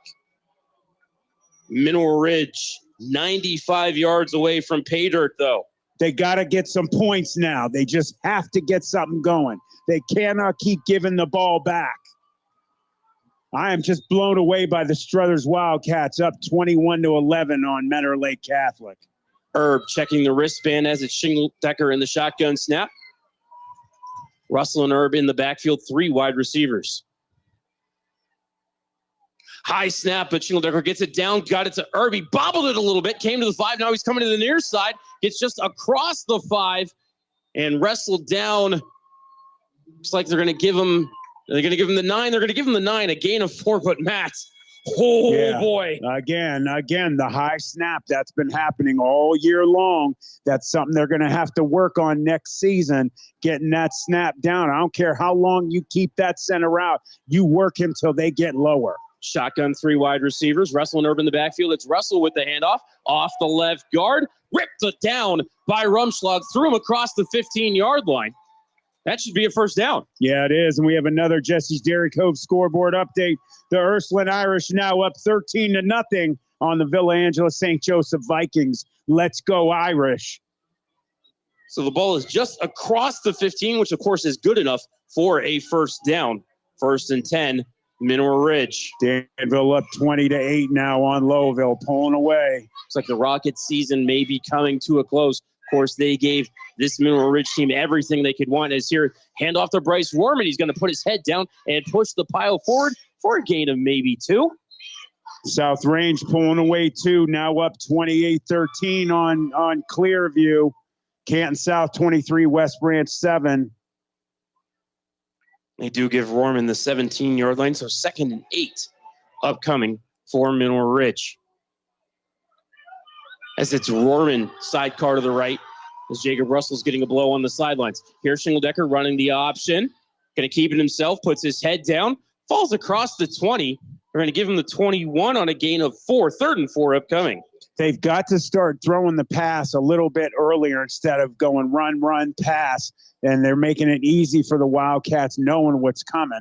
Throw one early, get them off, back on their heels. They know what's coming. Matt, you're right. I don't know if we've seen a first down pass all night out of Mineral Ridge, except for maybe the first play of the second half. Yeah. Shotgun, 4 wide receivers, trips left, sidecar to the right is Rorman. Shingledecker looks left, throws left. He got it. Holding by Ian Herb at the 27-yard line, a gain of 6. They needed 4. First down, Mineral Ridge. Yeah, he did a great job. Your best players step up in situations like this. You got 8 minutes and 9 seconds left on the clock. They got to get some points.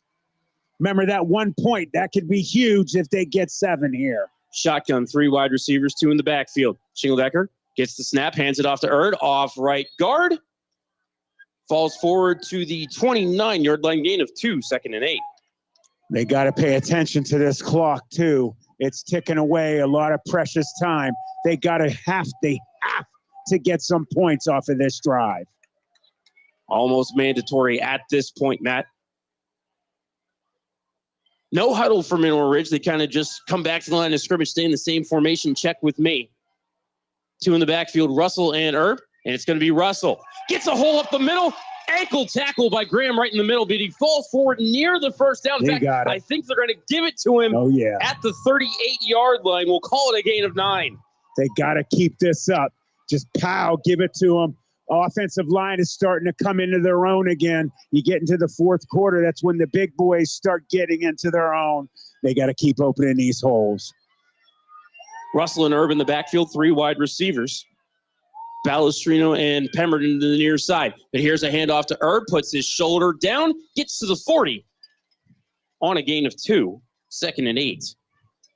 They got to get this 7 here. Now, remember, if they can get into the end zone, it's that 1 point difference, baby. 2nd and 8, ball just across the 40-yard line. Shotgun, 3 wide receivers. Russell takes the handoff on the counter. No, check that. Shingledecker kept it. Gets across the 50, first down, 45-yard line of Mogadore. Owen Shingledecker with these play-action fakes. I thought Jacob Russell had it. Of course, he had a huge hole up the middle, too. Yeah, but still, Shingledecker, a nice gain of about 16 yards. Last week, you weren't here, Matty. He ran more yards than he's had all season long against the Rovers of Rootstown. He can run it when they open the holes. Great fake, I agree. Shotgun, 3 wide receivers. Sidecar to the left is Herb. Herb takes the handoff. Big hole off the right guard.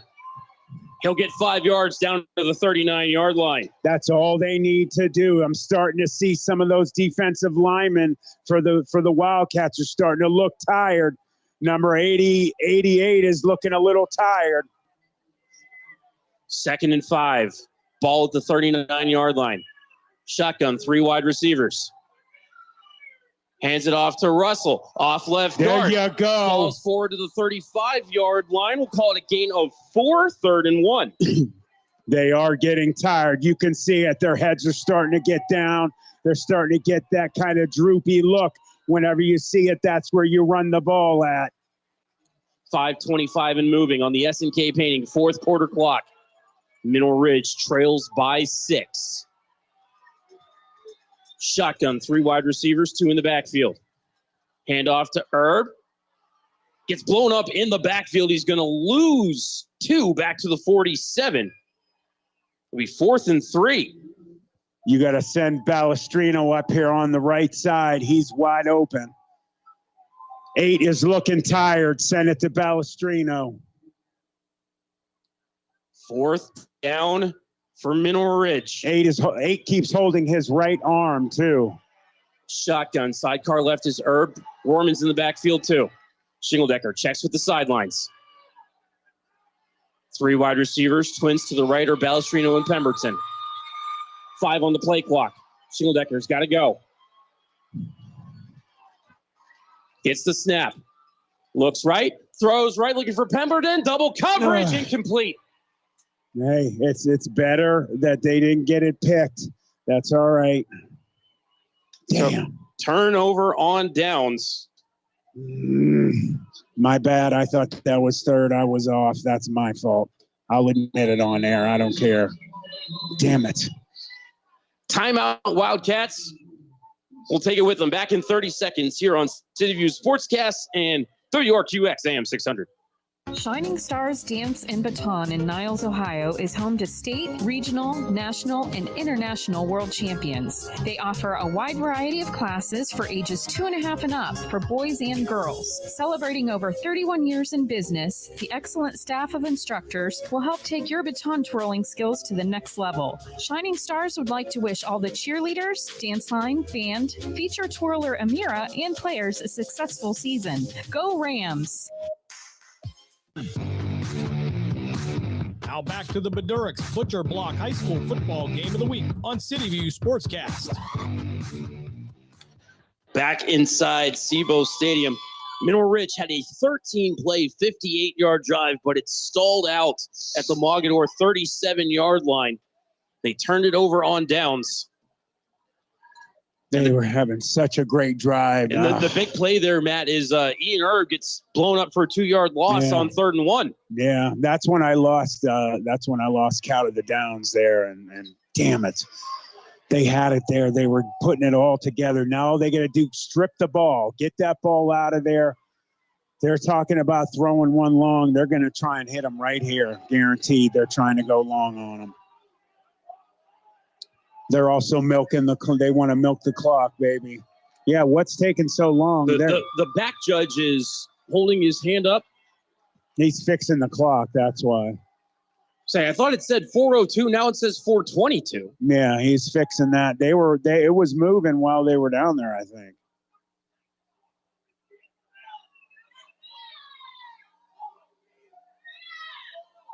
Our referee talking things over with Ian Erb.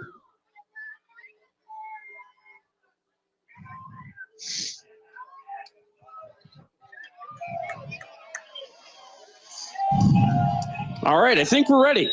Referee signals ready to play. 1st and 10 Wildcats, ball at their own 37-yard line. Keep in mind the Wildcats will be trying to milk this clock now. Cameron, under center, 3 in the backfield. Hands it off to Constantine, off right tackle. Big gain. They're going to mark him at the 4-yard line. Gain of 7 on first down. They got to start bringing a little bit of heat off of those edges. I'm telling you, they're going to go back in the pass. Obviously, they want to try and establish the run to milk that clock. They have to shut that down first. I'm telling you, though, I have a feeling he's going to put one up on them. Well, Matt, I think 3 first downs, maybe 4, can end this game. Pitch to Reese. Got the corner. Across the 50. And goes out of bounds at the Mineral Ridge 47-yard line. Gain of 9 and a first down for the Wildcats. The only thing good is that they got out of bounds. Stop that clock. 3:41 left in the game. They got to try and get that ball back somehow. 1st and 10 Mogadore. Ball at the Mineral Ridge 47. Hands it off to the deep back. That's Reese. Off right tackle. Big gain. 35 down to the 30. Oh, man. 17-yard gain and a first down for Mogadore. Timeout Mineral Ridge. We'll keep it right here. Matt, you are a lineman. What's going through your head? What's going through their heads right now? Right now, they have just got to try to, number one, stop that bleeding coming through that offensive line. They've got to either try to stunt into the inside, starting on the outside with those defensive linemen, bring the linebackers up a little bit and shut down those gaps. They're going through them like cheese right now, especially over the right side of that offensive line. I don't know who they have over there right now, but they are just really coming into their own on the right side of that offensive line. You just have to try and take legs out. If you can't get through and get penetration or make a tackle, take legs, grab them, make a big pile so they have nowhere to run. They got to shut those gaps down. Saw South Range now up 35-13 on Clearview as we take a quick check at the Jesse's Dairy Cove scoreboard. Here it says Mogadore 13 and Mineral Ridge 7. Mogadore, ball at the Ridge 30, 1st and 10 as they're trying to kill the clock. Cameron hands it off to the middle back. That's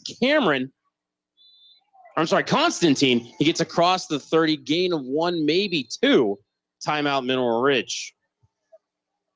Yeah, South on that Jesse's Dairy Cove scoreboard update, as you just said, South Range 35, Clearview 13. Also, Ursuline 13-0 on Villa Angela St. Joseph. Canton South, the last score we have was halftime 23-7 on West Branch.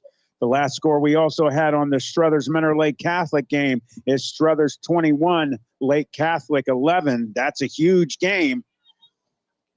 So they put the S&K Painting fourth quarter clock at 3:24. Sounds like it didn't stop right away. And also Danville up 20-8 on Lowville. I'd love it if they would update these scores because some of them are way behind. 2nd and 9 upcoming for the Mogadore Wildcats as they try to salt this one away. I have another Jesse's Dairy Cove scoreboard update. Canton South now up 30-13 on West Branch. Menor Lake Catholic scoring a little bit. Struthers 21, Menor Lake 18. Danville 26, Lowville 15. So that's still a 2-score game. Struthers trying to hang on against Menor Lake Catholic. I hope they can. Wildcats break the huddle. Jumbo package overload to the right, single back is Constantine. He takes the toss. He'll go right, gets across the 30, across the 25. Did he go out of bounds at the 20-yard line? Looks like he did. But he needed 9, and he got 9. First down, Mogadore. 3:19 left in the fourth quarter. Zach Stacy going back in. 1st and 10, Wildcats. Taking Matt Monnier out. They got to try to get the ball back. They got to strip. Cameron under center. 3 in the backfield. Hands it off to the middle back. That's Rumschlag off the left side. Pushes his way forward for 5. And Brian Shaner is going to use his last time out. The only thing you can do right now is depend on your stars, on your seniors, your best players, whoever, be it a sophomore, a freshman, a junior, a senior. Somebody has got to make that play. Strip it, get it, and bring it down the field like last week against the Rovers when Jacob Russell stripped that ball and scored. So Mineral Ridge out of timeouts. Mogadore has 2.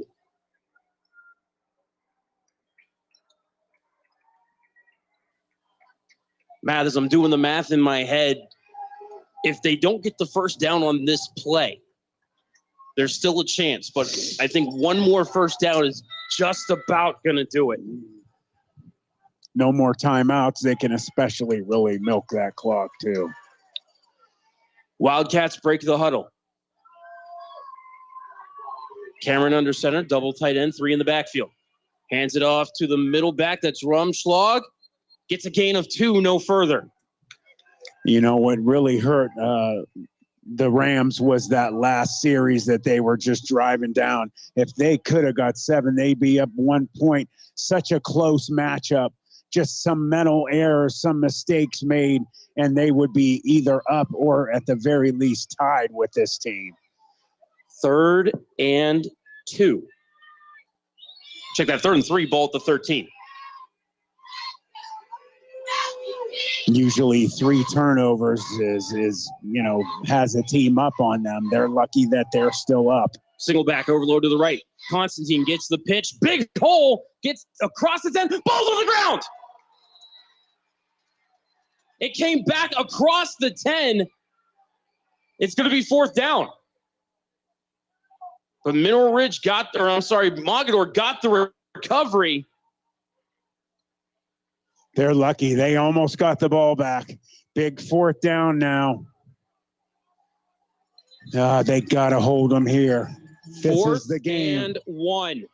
This is the game, guys. Inside of 2 minutes, 1:57 and moving on the SNK Painting 4th quarter clock. Come on, guys. Pull down. I think that Mogadore is probably going to let the play clock wind down, take a timeout. I mean, if you kick the field goal, you make it, game's practically over. Yeah. So timeout Mogadore, just as the play clock was expiring, 1:40 left in regulation. Damn, that was their chance. That ball popped out. They just missed it. Damn it. So 1 timeout left for the Wildcats. Again, 1:40 left on the SNK Painting 4th quarter clock. Jesse's Dairy Cove scoreboard says Mogadore 13, Mineral Ridge 7. So, Matt, if you are Matt Adorney, do you kick it and risk a block, or do you trust this rushing offense that has put together 242 yards on the game and try to end it? I would give it to my ball carrier and try and get that 1 yard. They're going to try and draw them off sides at the very least. Watch the ball, guys. Watch the ball. Wildcats break the huddle. Overload to the right. Single back is Constantine. Cameron with the hard count. See? And now they're going to kick it. They can't call back-to-back timeouts. The ball has to be put back in play. Right? Because they called a timeout. Now, if Mineral Ridge had a timeout, they could have taken another, but you can't take back-to-back timeouts. In high school, you can. Can you? Yes. Okay. Because I know that's the rule in the NFL. No, this is high school. Okay. Yeah, they can. That's okay. I understand the confusion. That's No, yeah. seems off to me. It would be nice if it was that way, but high school, you can take all of your timeouts one after another if you want. All right, so it's still 4th and 1. 1:40 left on the SNK Painting 4th quarter clock. Come on, D, let's go. They're going to run it right up the gut. They got that overload to the right again. No, they don't. They switched it to the left side. 3 in the backfield. Coming in motion is Westfall. Cameron Get that to ball. Rumschlag, got the corner, 10, 5. Did he get to the end zone? Did he get out of bounds? He got a touchdown. I think they're marking him at the 1, but it hardly matters because with the first down, Mogadore can kneel on it and end the game. Officials are talking about it. They are going to mark him out at the 1. Okay.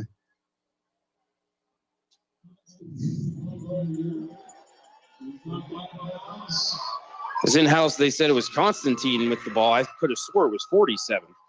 But a gain of 10 on 4th and 1. So they put the ball down inside the 1. We'll see if Mogadore goes for the score, if they just kneel on it. They're going for it. Cameron under center. Quarterback sneak. Touchdown. Zeke Cameron, the 1-yard touchdown run, is going to put this one on ice for the Mogadore Wildcats. You know, I just want to say, you know, it's very obvious to anyone who was here at this stadium tonight that the Rams absolutely could have won this game. They had many opportunities. Unfortunately, it just didn't go in their favor. You know, it's heartbreaking. You have 9 seniors here who are going to be graduating, and this is how that they're going to go out. But we can't forget they set a record for their football team this year, being historic in nature of getting to the 3rd round of the playoffs. Mogadore going to go for 2. Cameron in the shotgun. He's back under immediate pressure from Zach Stacey's. He rolls to the right, looking to the back of the end zone. It's caught. I believe that is Lane Miller catching the 2-point conversion. So as we check the Jesse's Dairy Cove scoreboard, Mogadore 21, Mineral Ridge 7. Going to step aside for 30 seconds. You're listening to the Badurks Butcher Block High School Football Game of the Week on CityView Sportscast and WRQX AM 600. Jesse's Dairy Cove is a hometown favorite, located at 3743 State Route 46, across from the gazebo in Mineral Ridge. Enjoy all of your favorite ice cream. We have over 32 hard scoop and over 40 soft serve favorites. We also have a large food menu, including homemade chili sauce, sloppy joes, pulled pork, fresh cut French fries, and mac and cheese. This fall, we'll start our homemade cookie and party trays. Visit our website at jessesdairycove.com to see our menu. At Jesse's Dairy Cove, we appreciate your business and wish good luck to the Rams. WRQX, Salem, Youngstown, Warren. We are AM 600, The Patriot, a Cumulus media station.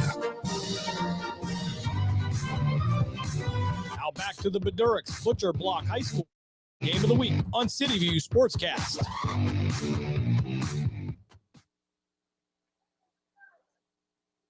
A 10-play, 63-yard drive.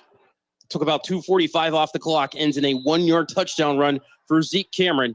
And Mogadore has a 14-point lead with 90 seconds left in regulation. Constantine with our Youngstown Orthopedic Associates kickoff. Low line drive, caught by Shingledecker at the 25-yard line. Gets across the 40, out to the 45. A very nice return for Owen Shingledecker. He caught that one on a line drive.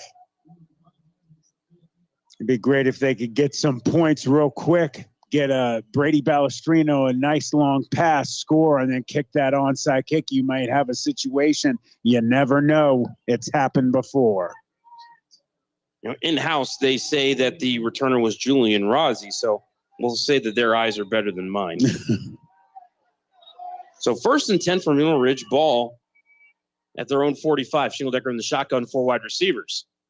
Looks right, throws right, pass caught by Pemberton. Puts his shoulder down. He got the first down at least. That will stop the clock. But you're right, Matt. He should have tried to get out of bounds. Agreed. You got to keep that in your mind. See, it's these little things that they're not doing is why that they're down right now. Gain of 11. Shingledecker looks left, throws left, pass batted down at the line of scrimmage by Nick Stevenson, incomplete. Yeah, that's 6'5" junior. Have a Jesse's Dairy Cove scoreboard update. As I said, Ursuline would probably pull away in the second half. The Irish 27, Villa Angela St. Joseph nothing. Shotgun 4 wide receivers. Sidecar to the right is Russell. Shingledecker back to pass. He's going to keep it, bringing it forward, makes a man miss, gets across the 40, heads toward the sideline, doesn't get there as he's wrestled down by Westfall at the 35. He's a yard short of the first down. Canton South 30, West Branch 14, Struthers 21, Lake Catholic 18. Shotgun, 4 wide receivers. Sidecar right is Russell. Shingledecker looks left, rolling left. Hold down on the sack is Nick Stevenson as we are inside of 30 seconds. Danville 34, Lowellville 15, and South Range 41, Clearview 13. So as of it looks right now, 3 teams might be going on. 4th and 6. Shingledecker back to pass. Looking right, throwing right. Intercepted by Lane Miller at the 10-yard line. And that is just about going to do it. 2 seconds left in regulation. Mogadore just needs to come out in victory.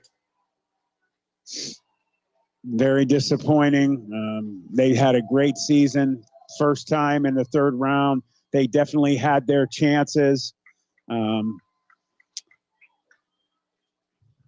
know, what do you say? They just played a great game, played their hearts out this season. It just didn't go their way tonight. You had 3 turnovers, no points off of those 3 turnovers, unfortunately. And that one drive, they could have scored and went up by 1 point. It fizzled out. That's what did it, really. Cameron takes the knee, and the clock hits 000 on the season for the Mineral Ridge Rams. Your final score here from SIBO Stadium in Salem, Mogadore 21 and Mineral Ridge 7. We're going to step aside for a timeout, and when we come back, we'll have the post-game show here on City View Sportscast for the iMedia One Network and WRQX AM 600. Shining Stars Dance and Baton in Niles, Ohio is home to state, regional, national, and international world champions. They offer a wide variety of classes for ages 2.5 and up for boys and girls. Celebrating over 31 years in business, the excellent staff of instructors will help take your baton twirling skills to the next level. Shining Stars would like to wish all the cheerleaders, dance line, band, feature twirler Amira, and players a successful season. Go Rams! Jesse's Dairy Cove is a hometown favorite, located at 3743 State Route 46, across from the gazebo in Mineral Ridge. Enjoy all of your favorite ice cream. We have over 32 hard scoop and over 40 soft serve favorites. We also have a large food menu, including homemade chili sauce, sloppy joes, pulled pork, fresh cut French fries, and mac and cheese. This fall, we'll start our homemade cookie and party trays. Visit our website at jessesdairycove.com to see our menu. At Jesse's Dairy Cove, we appreciate your business and wish good luck to the Rams. W&M Quality Roofing, LLC is an insured and bonded Mahoning Valley family-owned roofing business. At W&M, we treat your roof and home as if it's our very own. Give us a call at 330-647-0610 for a free estimate. Did you get damage from the latest storm? We also offer financing and specialists for insurance claims. For professional and efficient service, call W&M Quality Roofing at 330-647-0610. Action Physical Therapy is a locally owned outpatient physical therapy company serving the Mahoning Valley for over 20 years. With 5 convenient locations in Hubbard, Cortland, Kinsman, Salem, and Mineral Ridge. Action Physical Therapy can handle all of your physical therapy needs. Action Physical Therapy will create a unique plan made specifically for you. Call us at 1-8333-BEST-PT to schedule your evaluation today. Check us out at myactionpt.com. Get back in action with Action Physical Therapy, and as always, go Rams. Now back to the Beduricks Butcher Block High School football game of the week on City View Sportscast. Back inside SIBO Stadium. Matt Lipsack and Matt Emsch here with you for the post-game show. Your final score here tonight in the Region 21 semifinal. Mogadore 21 and Mineral Ridge 7. Punts for both squads on their opening possessions, and then a 10-play, 84-yard drive by Mogadore leads to a touchdown. That drive included a fake punt. Mineral Ridge comes right back, goes 9 plays, 74 yards for a touchdown, 19-yard touchdown pass from Owen Shingledecker to Ian Erb. Mogadore went into the half with a 13-7 lead after they missed an extra point on their next touchdown, and we had no scoring at all in the third quarter. We came to the fourth. Mineral Ridge was driving, looked like they were going to push it in, maybe go ahead by a point after that mixed extra point, but their drive stalled at the 37-yard line of the Wildcats. Mogadore goes the length of the field to make it 21-7. Quarterback sneak by Zeke Cameron from 1 yard out to make it 21-7. And that was our final score here this evening. Mineral Ridge got 3 interceptions at the goal line against the Mogadore Wildcats, but 0 points off of those turnovers. And Owen Shingledecker ended with an interception as well. Mogadore put the ball on the ground on that final drive before they scored the touchdown, but they got the recovery. And that was maybe the last gasp for the Mineral Ridge Rams. As let's take a look at some statistics here from the game. We'll start with Mogadore. 14 carries for Cole Reese for 99 yards. Aaron Rumschlag, 10 carries for 78 yards and a touchdown. Austin Constantine, 14 carries for 48 yards. Corey Leonard, 5 carries for 18 yards. Zeke Cameron, 5 carries for 3 yards and a touchdown.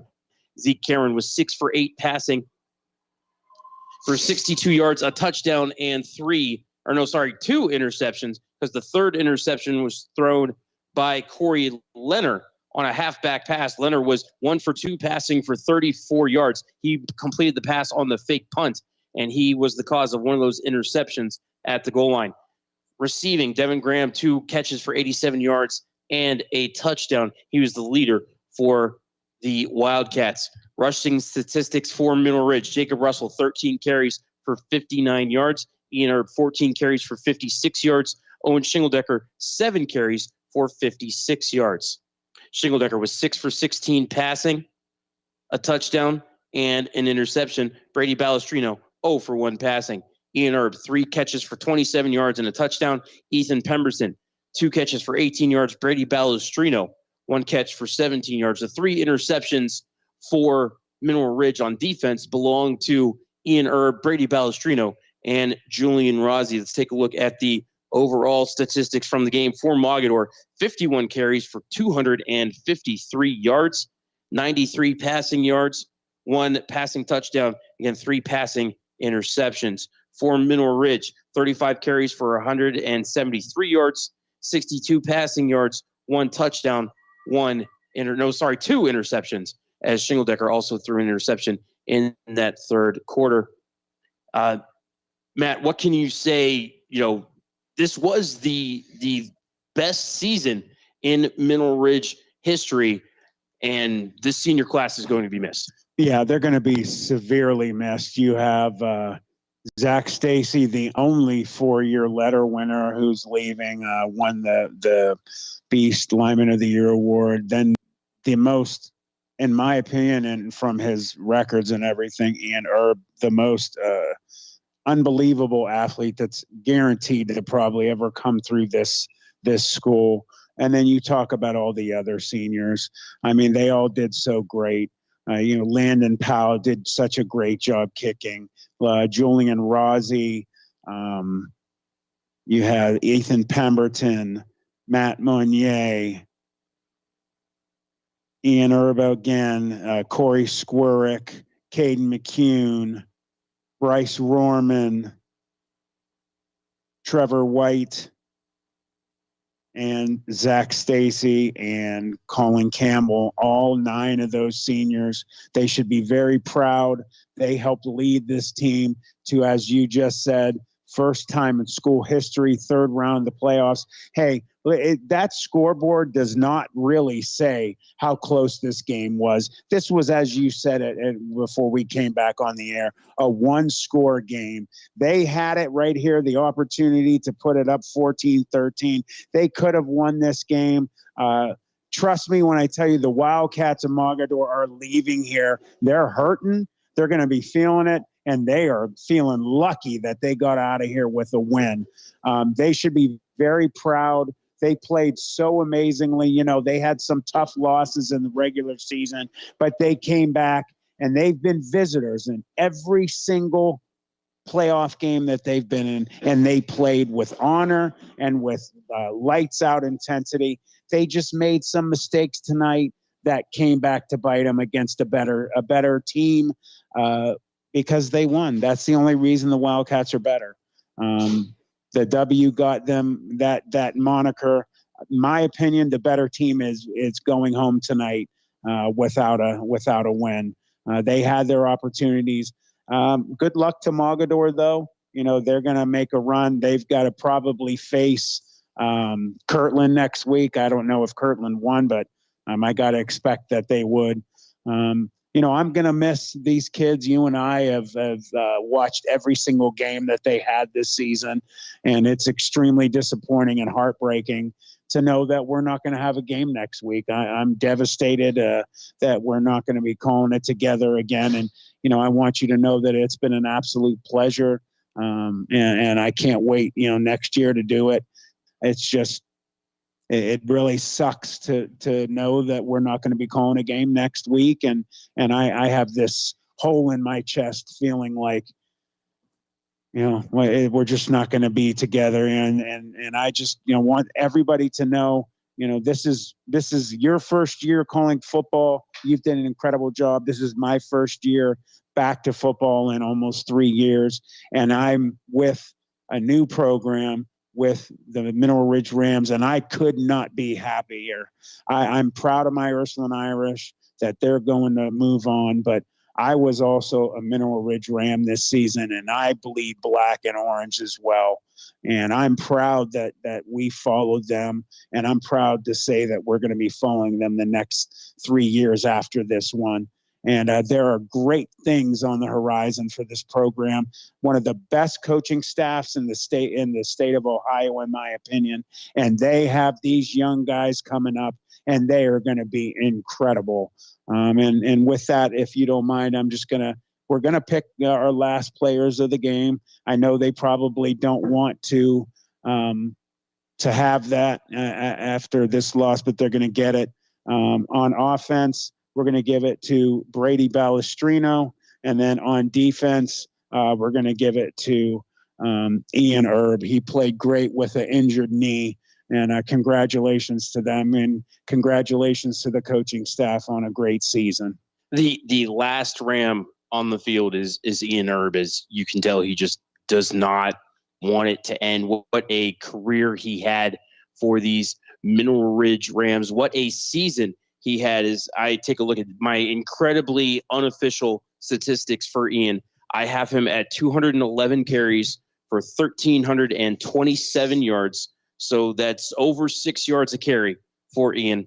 25 rushing touchdowns, 5 receiving touchdowns, and a defensive touchdown for Ian Erb. I believe we were told if he got one more touchdown, he was going to break some sort of Mineral Ridge record. We never found out if it was a total touchdown, if it was a rushing touchdown, but 31 total touchdowns for Ian Erb. Incredible. What a season. And obviously, just did not want it to end, but end it must. And Matt, thank you for all the kind words. It was an absolute pleasure calling football here with you from Mineral Ridge this season. Thank you. I had a blast. I can't wait to come back next year, but I have a ton of work to do between now and then because the Youngstown Phantoms are only 25% of the way through their season. So you can hear me on Western Reserve Radio all season long. For doing the Phantoms home games. Phantoms will next be home on Black Friday to take on Team USA. For Matt Emsch, my name is Matt Lipsack. Thank you for tuning into the Bedurks Butcher Block High School Football Game of the Week here on City View Sportscast all season long. Thank you to our friends over on WRQX AM 600 for Thank you also to the Salem athletic director, Matt Herman, for letting us call the game here as well. Sorry there, Matt. All right, we're going to wrap it up here. Your final score one more time. Mogadore 21 and Mineral Ridge 7. The Wildcats move on to the Region 21 final. Sound out. Fade to black. We thank you for joining us for this special presentation of the iMedia One Network, and we now return you to your regularly scheduled programming.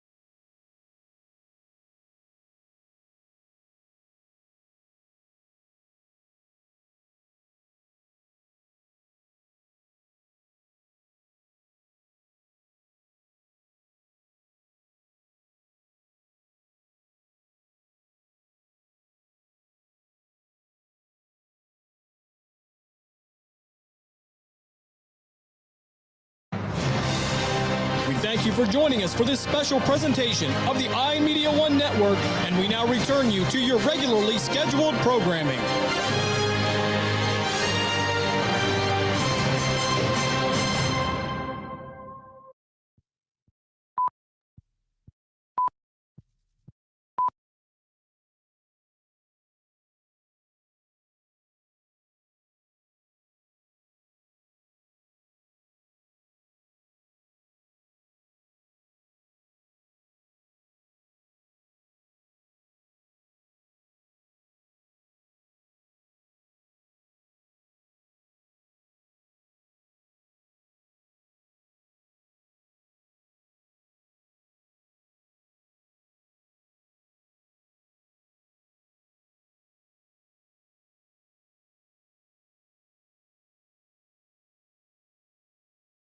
The storks are bringing me a baby brother! We can do this together! All right, let's go. Storks know how to keep kids safe. Do you? What? Oh my gosh, you don't know! I know. You don't! Oh man, you laugh when you're uncomfortable. No. Making sure your child is in the right car seat is one of the steps to safer travel. I will rock this! You will rock this! To know for sure that your child is in the right car seat for their age and size, visit safercar.gov/the-right-seat. Cool. Very cool. Brought to you by the National Highway Traffic Safety Administration and the Ad Council. It's important to plan ahead for emergencies, like the storm. When it kicked in, we had a plan. Separated. We were able to get in touch with each other in no time. Idea how to find each other. The whole experience was the fine. most frightening 10 hours of my life. If there's one piece of advice I'd offer other moms out there, it's to stay calm and keep to the plan. Some parents plan ahead, some don't.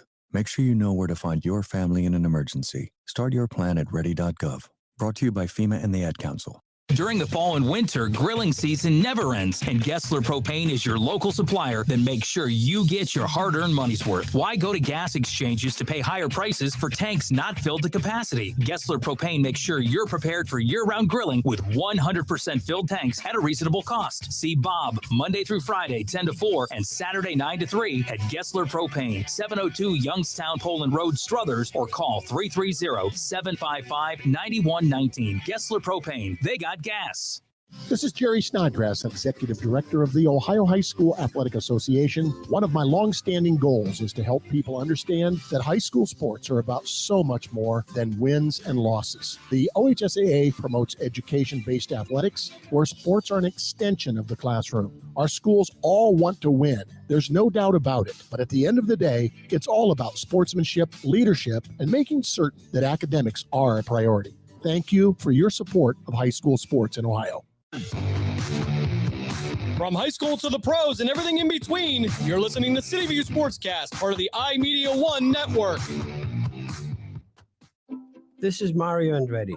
You know me as a race car driver, but I'm also a Meals on Wheels volunteer. I've raced against the sport's biggest personalities, but I've never met more vibrant, amazing people than the seniors served by Meals on Wheels. You can make a difference by dropping off a hot meal and saying a quick hello. So, America, let's do lunch. Volunteer your lunch break at americaletsdolunch.org. This message brought to you by Meals on Wheels America and the Ad Council.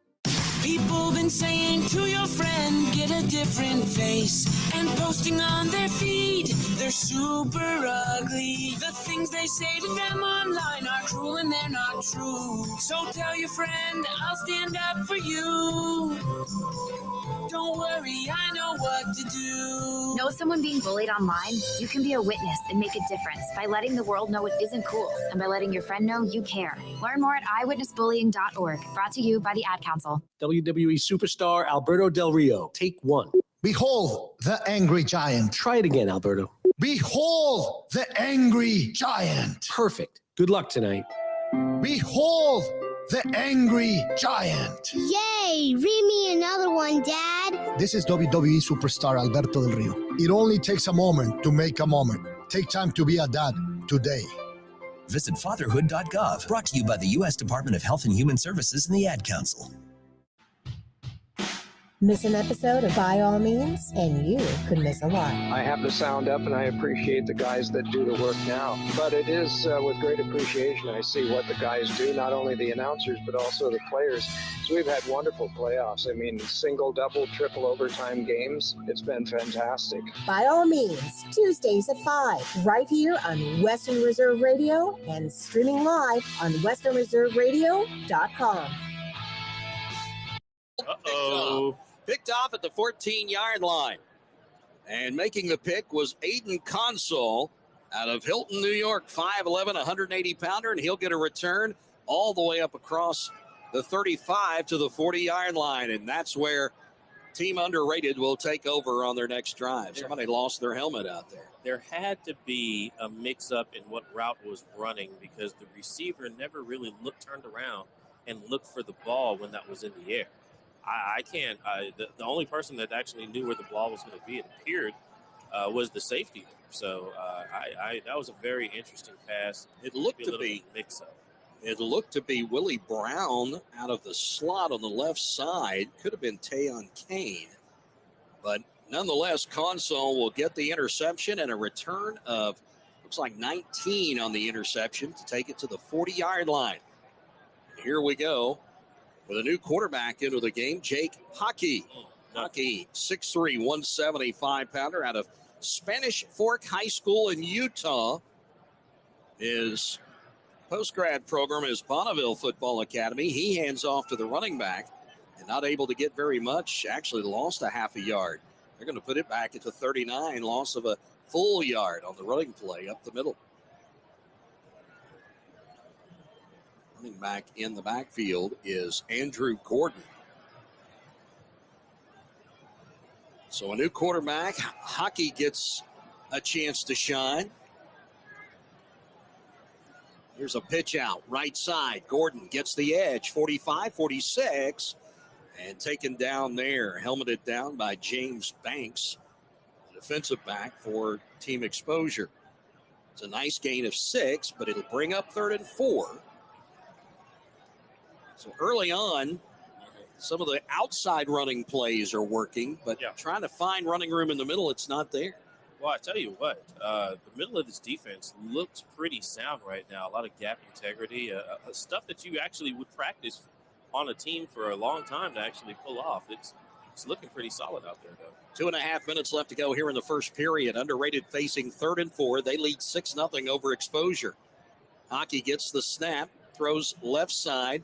Making the catch, then getting to the outside is Young, but he's not going to find any running room. Swarming to the football is Team Exposure's secondary and linebackers, and they do not allow Young to get the edge or cut back up in. He's going to lose 2 yards on the play, and it's going to bring up 4th and 6. I think this Team Exposure got embarrassed on that first play, and everybody's playing really sound defense right now. The linebacker was his ability to actually keep his man inbounds, to actually be able to stop him from getting to that sideline, allowed for his other teammates to actually score. They'll go for it on 4th and 6 and not punt the football. His Team Exposure has not been able to move on offense very easily.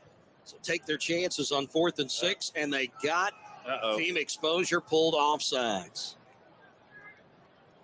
Flag is out. Or are they? No.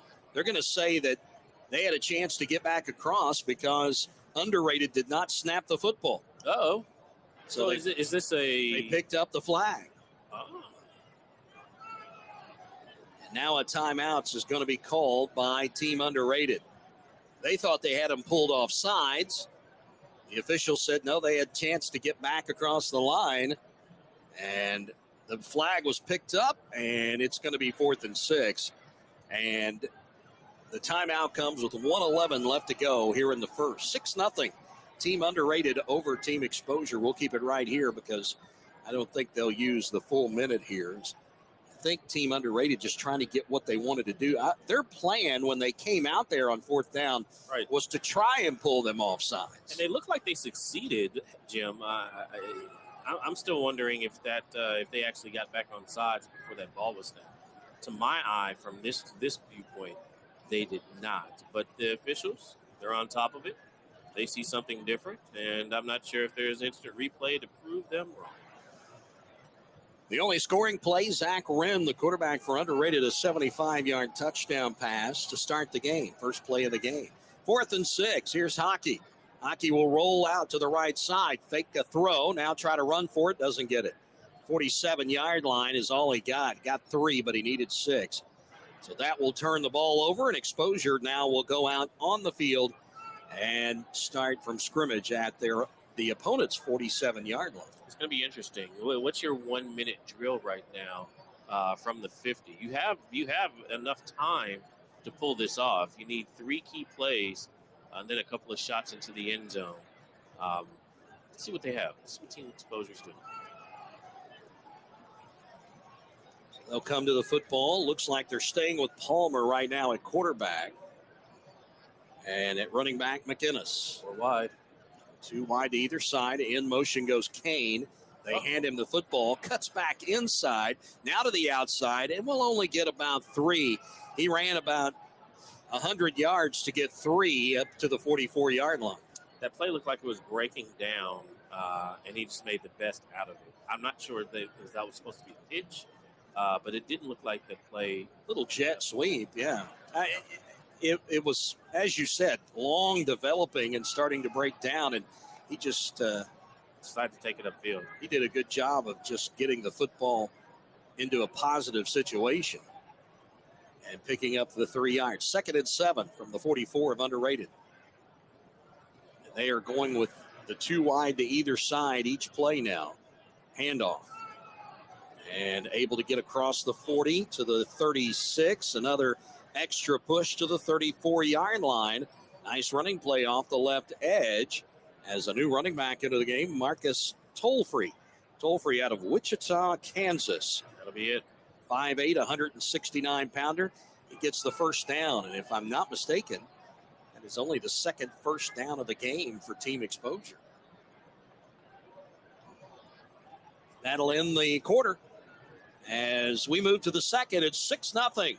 Underrated on top of Exposure in the 2022 Post-Grad Recruits Football All-Star Game. This is Sports Radio America.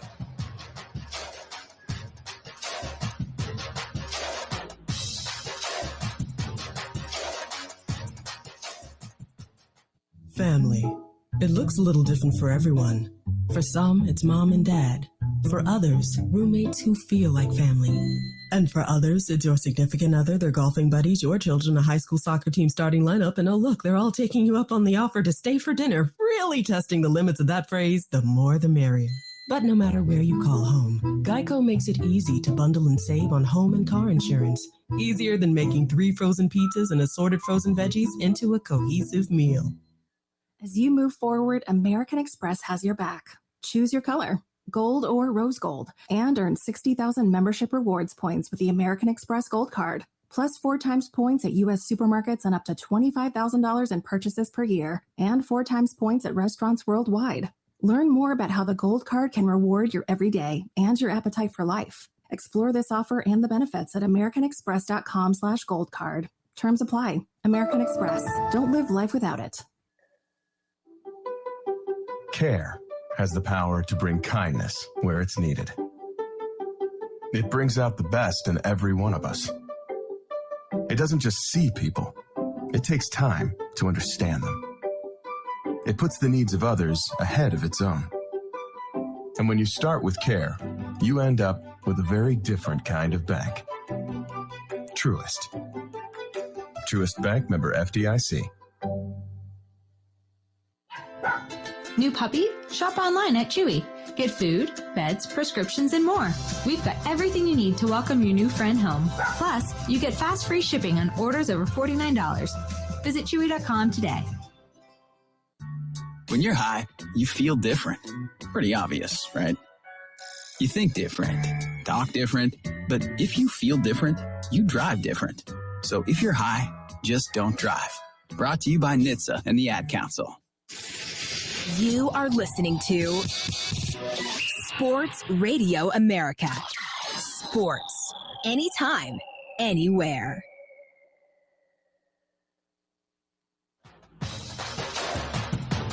First play from scrimmage, second period, and a handoff as going under center for the first time in the game was quarterback Palmer. Turned around and gave it to Tollfree again.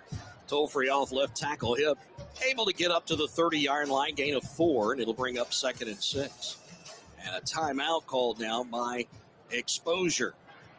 So he wants, coach of Exposure wanting to get the team over there very quickly, get their calls ready. We'll keep it right here. 14:36 left to go in the second period. 6-0. Exposure behind as the very first play of the game, a 75-yard touchdown pass from the quarterback, Zach Wren.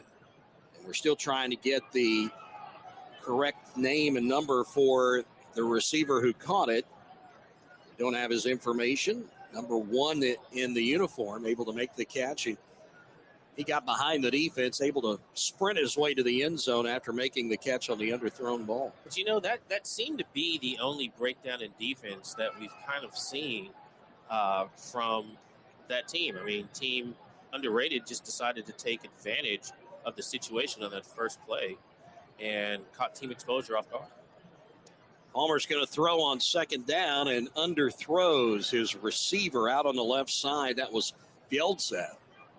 Fjeldseth had a little spot there that he got a block on the inside receiver and could have maybe got up close to the first down, but quarterback not able to get enough on that as he felt pressure in the backfield. Palmer getting rid of it quickly. I'll say this, the defensive lines for both of these squads look pretty solid. It's either that or the offensive lines haven't been able to work together enough to be able to hold the line. So 3rd and 6 coming up now from the 30 of Underrated. Exposure. And we have seen them already try on 1 4th down. Didn't get it. I would assume that they'll go for it again if they don't get it here on 3rd. 3rd and 6. Snap. Fake the handoff. Pump fake. And now Palmer, a receiver behind the defense, coming back to knock it away. The intended receiver was Willie Brown, but a nice job of recovering and knocking the pass away at the last moment by the defensive back. And I'm waiting for him to turn here.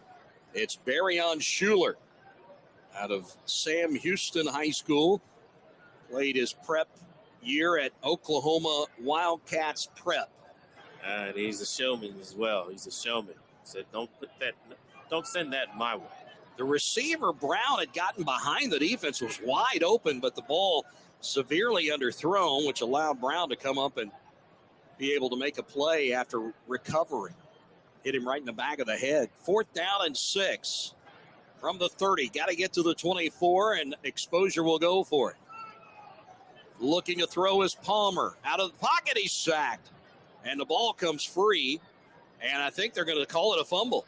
They are. Palmer got rid of the ball and fumbled it. So instead of just taking the sack, almost a turnover, all the way back to the 42-yard line, loss of 12 on the play. And here's where Underrated gets good field position because of the good defensive play. Yeah, that sack on 4th down, turnover on downs. But the fumble itself, may have put him back a couple more yards as well. And their ears back, coming on 3rd and 6, thinking that Palmer would probably throw the football. Able to get to him. So the 42-yard line, that's where Underrated will now start with their possession, leading 6-0. We've played a minute and a half of the second quarter. Beautiful in December, Daytona, Florida. Glad you could join me down here. Oh, man. You need to come down here a little bit more. That's why I'm down here. No kidding. They're perfect. Nice cool afternoon, 78 degrees. Here's a pitch out to the left side as Hockey stays in at quarterback and just tried to pitch it out to Trent Johnson. Johnson able to get a couple before he's shut down up to the 44. There hasn't been much movement of the football on 1st down for Team Underrated, except for that first drive, which was basically a broken defensive scheme. Yeah. 2nd and 8. Hockey will send one receiver in motion in Rodriguez. Low snap, picks it up, trying to make something happen. Out of nothing, he's going to lose yardage. If he would have just went forward when he first picked up the football, he would have got something. But Brandon Domer, the linebacker out of Legend, Colorado, is able to get to him, bring him down by the jersey. A loss all the way back to the 41. And it'll be 3rd and 11 now after the 3-yard loss. Not sure they'll count that as a sack, as the quarterback was trying to make a running play out of it after the low snap. So 3rd and 11 coming up for Underrated. We may not see another score in this game. Defense starting to really make their footprint known to each other. Snap, fumbled again. Hockey, sacked. Not able to get anywhere. All the way back at the 30-yard line. In these type of games, Jim, and we do a lot of all-star games, in these type of games, it's important for both sides to be working together, but it's definitely important for the offense. The center to quarterback, that motion, people take it for granted. But, being under center or in shotgun, that has to be solid for that play to work. We've seen twice now, back-to-back, where it hasn't worked out for Team Underrated, and that's just a lack of practice. Give the credit of the sack to Aiden Morgan. Big defensive lineman, 6'4", 260. First one back there to make sure Hockey couldn't go anywhere. And the punt now coming from Dawson Thompson. He'll spin the football, kick it straight up the elevator shaft, and shanked it over to the right side. And that's going to be a very short punt.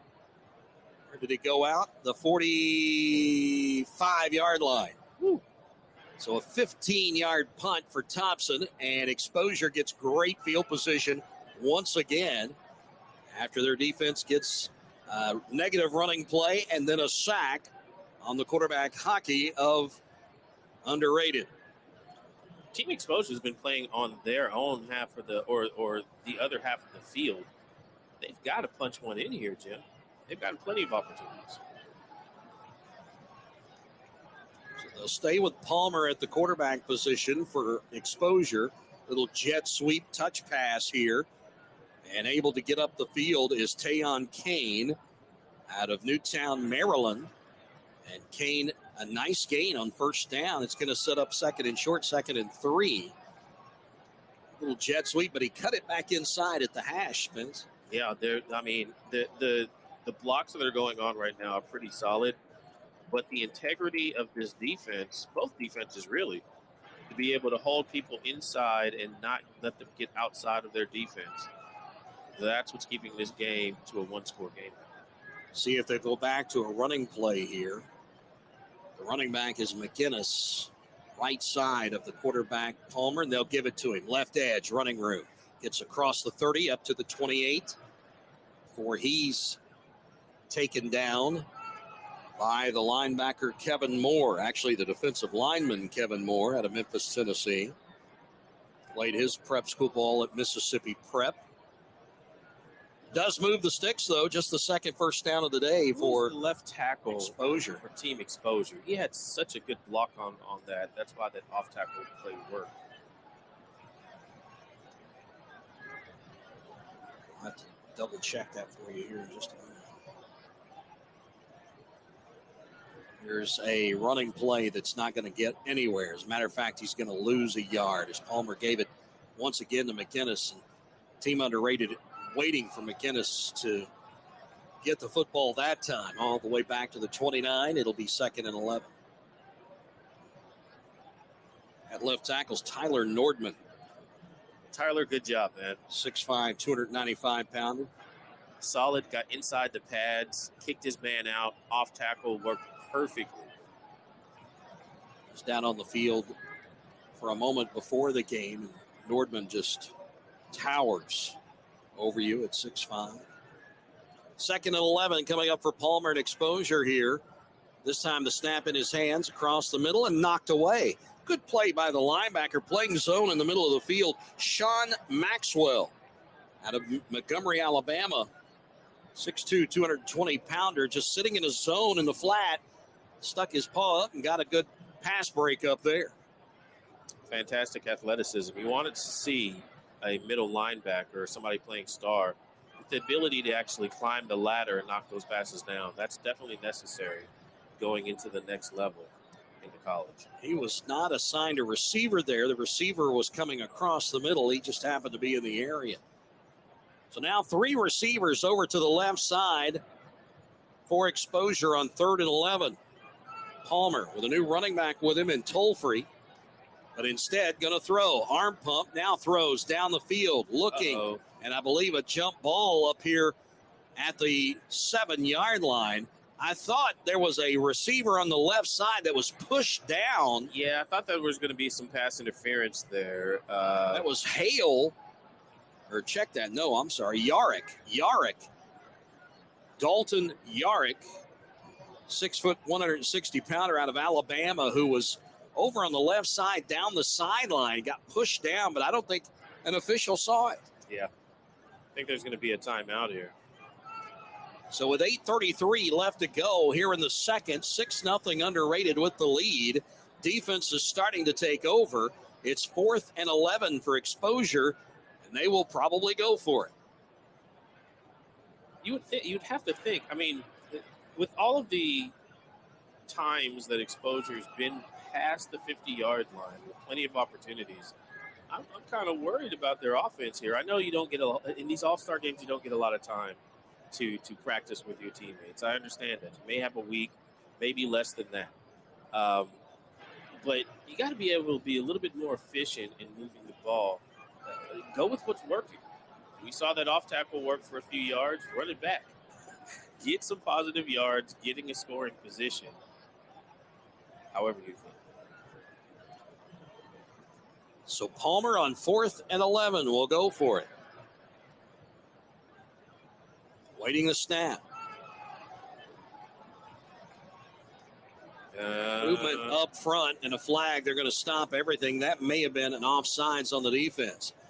Coming across the line and touching up the center that time for Team Exposure was Anjani Jacobs. Getting positive yards any way you can. Check that. I'm sorry. Derwin Black coming across the line and getting the penalty for offsides. It won't be enough for a first down, but it does make it more manageable down to the 24, and where that will be 4th and 6 instead of 4th and 11. Now your playbook's a little bit more wide open. And Palmer awaits the snap. Shotgun snap comes to him. Time to throw across the middle. Tipped and then caught by Johnson. Or check that. No, Brown. Willie Brown makes the catch and gets enough for the first down. He was coming across the middle from right to left, tapped it. It went up in the air, able to regain control, and then make his way to the sideline where he steps out at around the 15-yard line. But a flag down back in the backfield, and something tells me this is going to come back. Yeah, it looked like holding to me, Jim. The team didn't really have enough time. Team Exposure hasn't really had enough time to get off any deep passes. I think some of the offensive linemen are starting to get frustrated with that.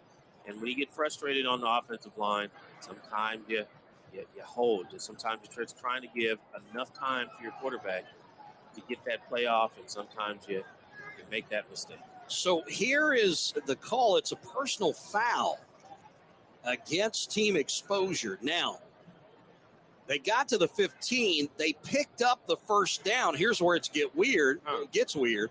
They have to go back to the 30 for the penalty of 15 yards, and now it's 1st and 10 from the 30. So they didn't make up a lot of ground, and they do get a first down after the result of the play will stand. And another flag and a whistle. And then more movement up front. Is it going to be offside or is it going to be a false start? And the official says a substitution infraction against Team Exposure. So instead of 1st and 10, it'll be 1st and 15. Seems like every time they do something right, they take one step forward and a few steps back. 8 minutes even left to go here in the second period. 6-0 underrated. And now Exposure trying to get a playoff, and they will. Handoff to the running back off the right edge, and he'll pick up a few yards, as that time it was Toll-Free taking the handoff. He'll get 2 up to the 33.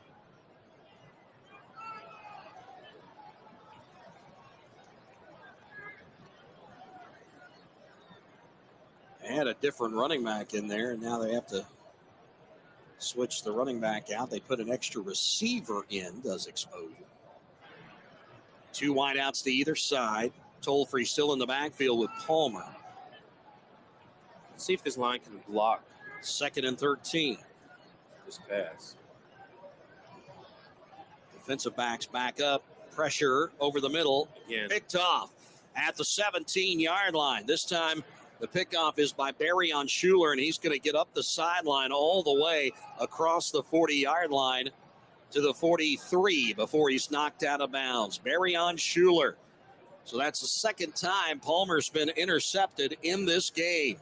Yeah, that offensive line, he's not getting enough time to actually make his reads. He gets to the first read, he gets to the second read, and by that second read, somebody's already barreling down on him. He's not comfortable back there, and that's why he's throwing these passes a little bit early, trying to just get it out of his hands and not take a sack. But they're leading their turnovers. 2 so far. The return goes for 26 yards after the interception. This time by Schuler. So now we have Consall and Schuler, both with an interception for Team Underrated. They'll have the ball at their own 43.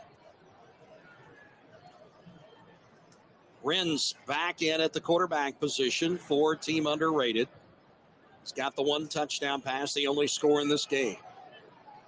Snaps his hands, throws in the middle, tipped, incomplete. Off the hands of Malik Davis, the intended receiver, in the middle of the field at the Exposure 45-yard line. There's a lot of barking going on in this game right now. Both of these defenses are able to actually control the line of scrimmage.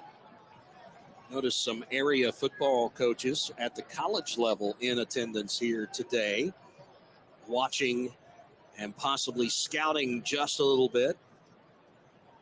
At halftime, we're hoping to have Chris Blanton of post-grad recruits come up and join us for a halftime interview to talk about this format. 2nd and 10 coming up after the incompletion to Davis.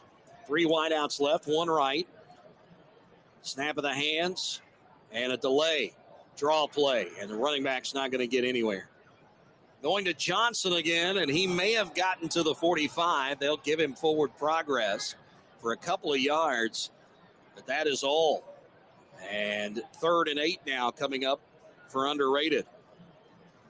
Good tackle over there on the right side. Looked like Kevontae Thomason, the defensive lineman, able to make the stop on Johnson. Put Brookins back in. He is in the middle on that defensive line. And outside of him is Jalen Dobie Clark on the left side of the defensive line. 2 wideouts to either side. Looks like Dobie Clark, hand up, might be coming. They're going to blitz a linebacker too. Wren over the top, screen pass, incomplete. Intended for Wayne Allen, went right through his hands as he looked upfield and tried to run before he secured the football. So that's going to bring up 4th down and 8. And looks like the punt's coming for Team Underrated. This time, they don't go with Thompson. They actually go with Zach Rim, the quarterback. The Phoenix, Arizona native is going to try his hand at punting the football. Snap's coming from the 45. Snap to him, turns the football, and lets it go. Whoa, where's he been? Oh, we needed that. Catch made at the 12-yard line by Willie Brown. But a nice punt there by the quarterback, Wren. At nice hang time. The punt goes for 30, make it 43 yards.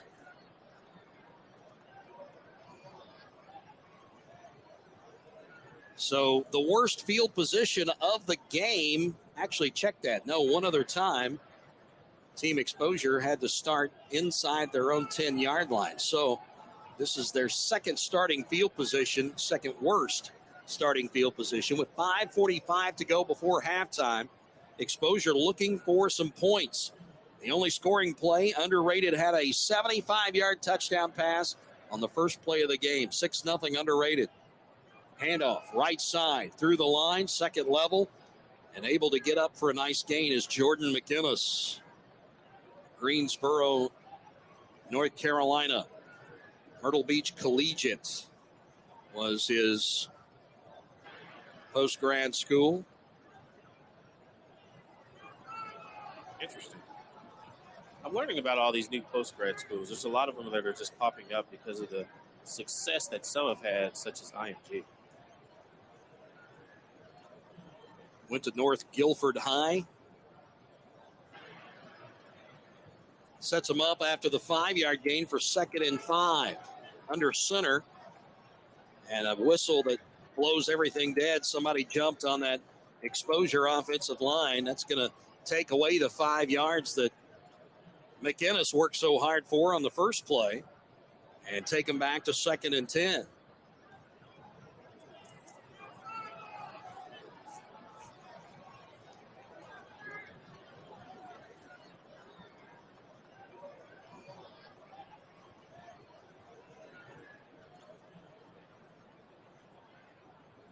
So they'll huddle up again and wait for the play call.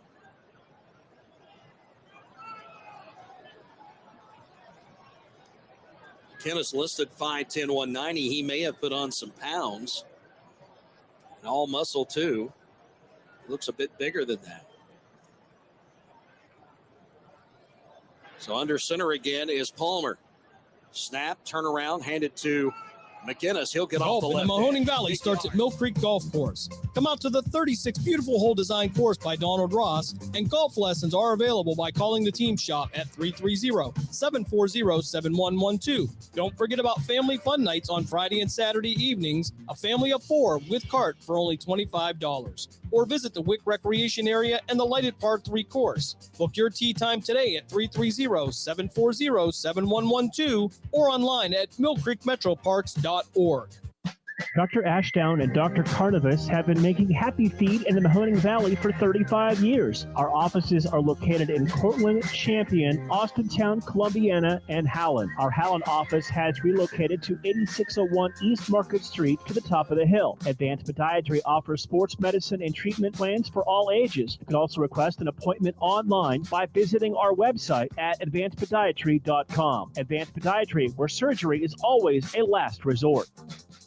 Welcome to Calvin's Barbershop. You all got to see this. I don't even want to know what you're looking at on that phone. Well, you should. I was learning about the dangers of high blood pressure and that we need to get ours checked regularly. High blood pressure can increase the risk of heart attack or stroke, but this text program can help keep it at a healthy range. Just text Barbershop to 97779 to sign up. I'll get right on it as soon as I'm done with this baby panda video. Text Barbershop to 97779. A message from the American Heart Association and the Ad Council. What do basketball, choir, drama club, and marching band all have in common? They're all high school activities that offer learning opportunities not necessarily found in the classroom. They take up just a fraction of a typical Ohio high school's budget, and they go a long way to giving young people the tools they need to thrive. High school activities, they're more than extracurricular. They're extra important, too. This message presented by the Ohio High School Athletic Association and the Ohio Interscholastic Athletic Administrators Association.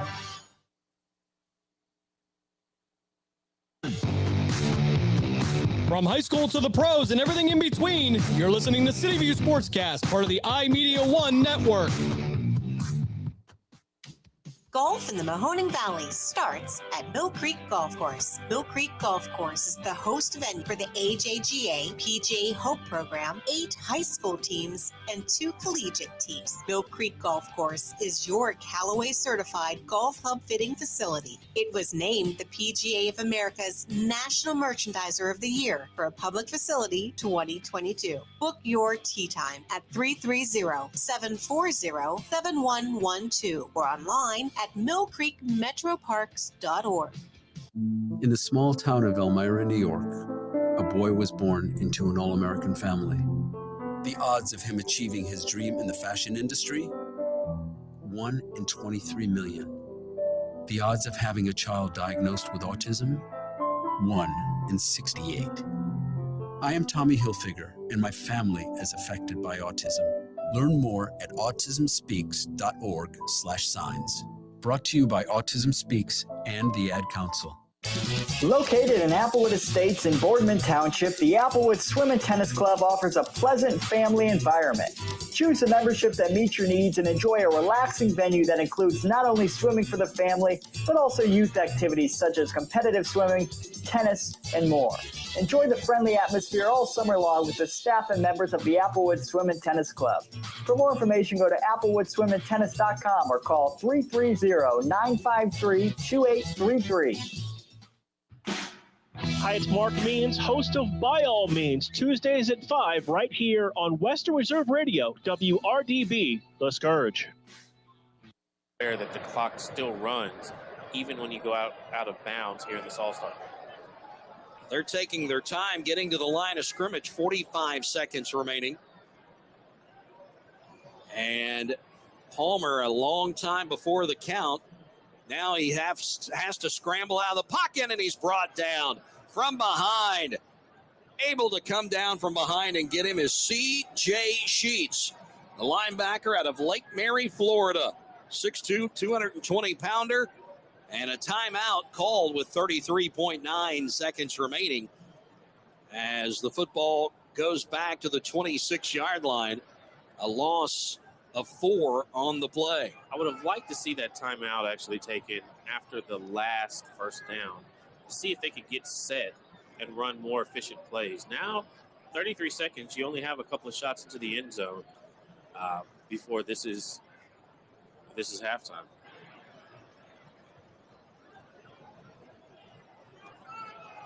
So a very short timeout here as they just used it to stop the clock. Now getting their play call correct.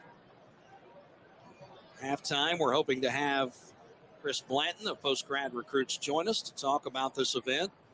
And I mentioned this is the appetizer before the main course. It's the 2022 Post-Grad National Championship coming up at 6 p.m. this evening. We'll be right here as it'll be Flight Academy out of Dayton, Ohio, taking on IMG Academy from Bradenton, Florida.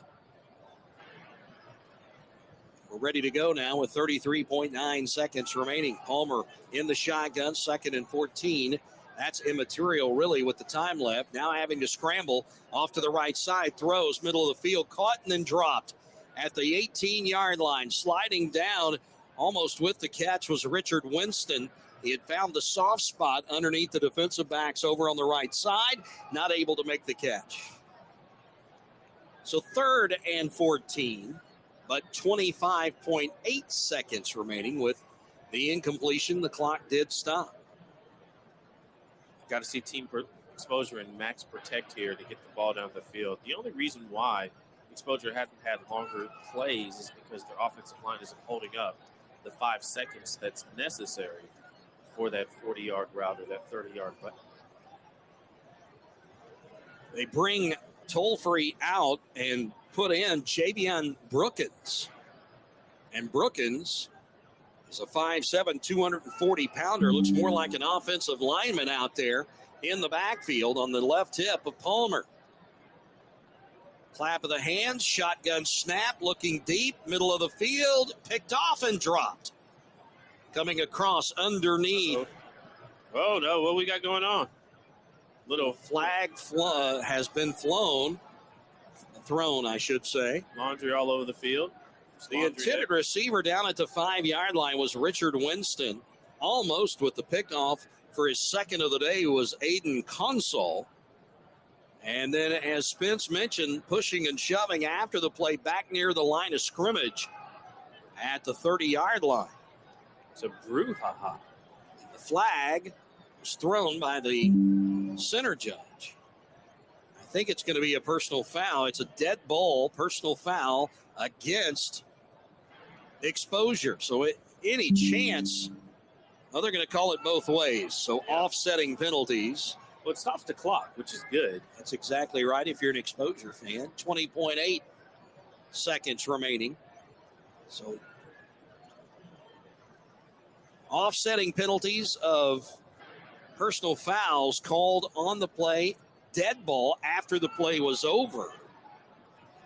It brings up 4th and 14 from the 26-yard line of Underrated. Underrated leads 6-0. They'll leave Brookins in there as the running back. Probably in there more for blocking purposes than anything else. And Palmer will look at 4th and 14 with just over 20 seconds remaining in the half. Away and sacked. Tried to get away from the pressure, not able to do it. As coming in to make the sack for team underrated was on Johnny Jacobs. That may do it, Jim. Oh, wait, timeout. Well, with the change of possession. That was clock stopped. 13.1 seconds remaining in the half. So underrated will have a shot here. Do you take your shot up 6-0, or do you just kneel down and go into the locker room happy at halftime? I think you have to be happy with what you've seen so far. Not necessarily happy with not being able to move the ball, but getting up early and getting on top of this team exposure team, I think that was the right move from the beginning. 75-yard touchdown pass from Zach Wren. That's the only score that we've had in this game, and it came on the first play of the game. So Wren in now again. Oh, wait. Waits for the snap. He's in the shotgun. Going to take a shot. Pressured. Steps up. Runs over to the right side. Throws underneath. Complete to Young. Young across midfield. Stepping out of bounds. And that will stop the clock with 1.6 seconds remaining. But just to move the change, and then it should start again unless a timeout is taken. I'm not sure they have one left. The scoreboard says 1.6. One timeout left, so I guess they do. Maybe they've taken. So 1.6 seconds remaining. The ball at the 47-yard line. Nice gain by Young after he caught that ball underneath everybody. It looks like maybe a Hail Mary coming up here for Zach Wren. Can he get it to the end zone? Show off your arm, young man. 3 wideouts to the right, 1 to the left. In motion is 1 receiver from the right to the left. Timeout. They didn't like something they saw, so they used their last timeout of the half. Got to get it right on this one. You know, there's not going to be another play. You might as well burn it now. Checked out what the defense was giving you. Can't take them home, put them on the mantle, can you? Can't. I expect max protect here by team underrated. Maybe put another linebacker or something like team exposure did. Put a linebacker or a big guy in the back. Be able to pick up the blitz. Give you enough time. Give your receivers enough time to get close to the end zone before you let it go. And if I'm exposure, I send about 5 defensive backs to the 10-yard line. Well, it was interesting because that's not what they were showing. You know, you want actually people which probably caused the timeout. 5 or 10-yard line. You know, if your team exposure, and that's not what they were giving the offense at the time. That's really interesting. You at least want to be in prevent, if not have, you know, cover 3 deep with guys standing on the 10 to 5-yard line. 6-0 underrated. They have the last play of the half coming up here. They keep that. Actually, they lose the running back. 3 wideouts to the right, 2 to the left. Empty backfield for Wren. Can he get time to step up and throw? And he will. And I think he may have been across the line, but he'll throw it anyway, and it's intercepted down at the goal line. As he did get it to the end zone. Good arm by Wren, but picked off by Nigel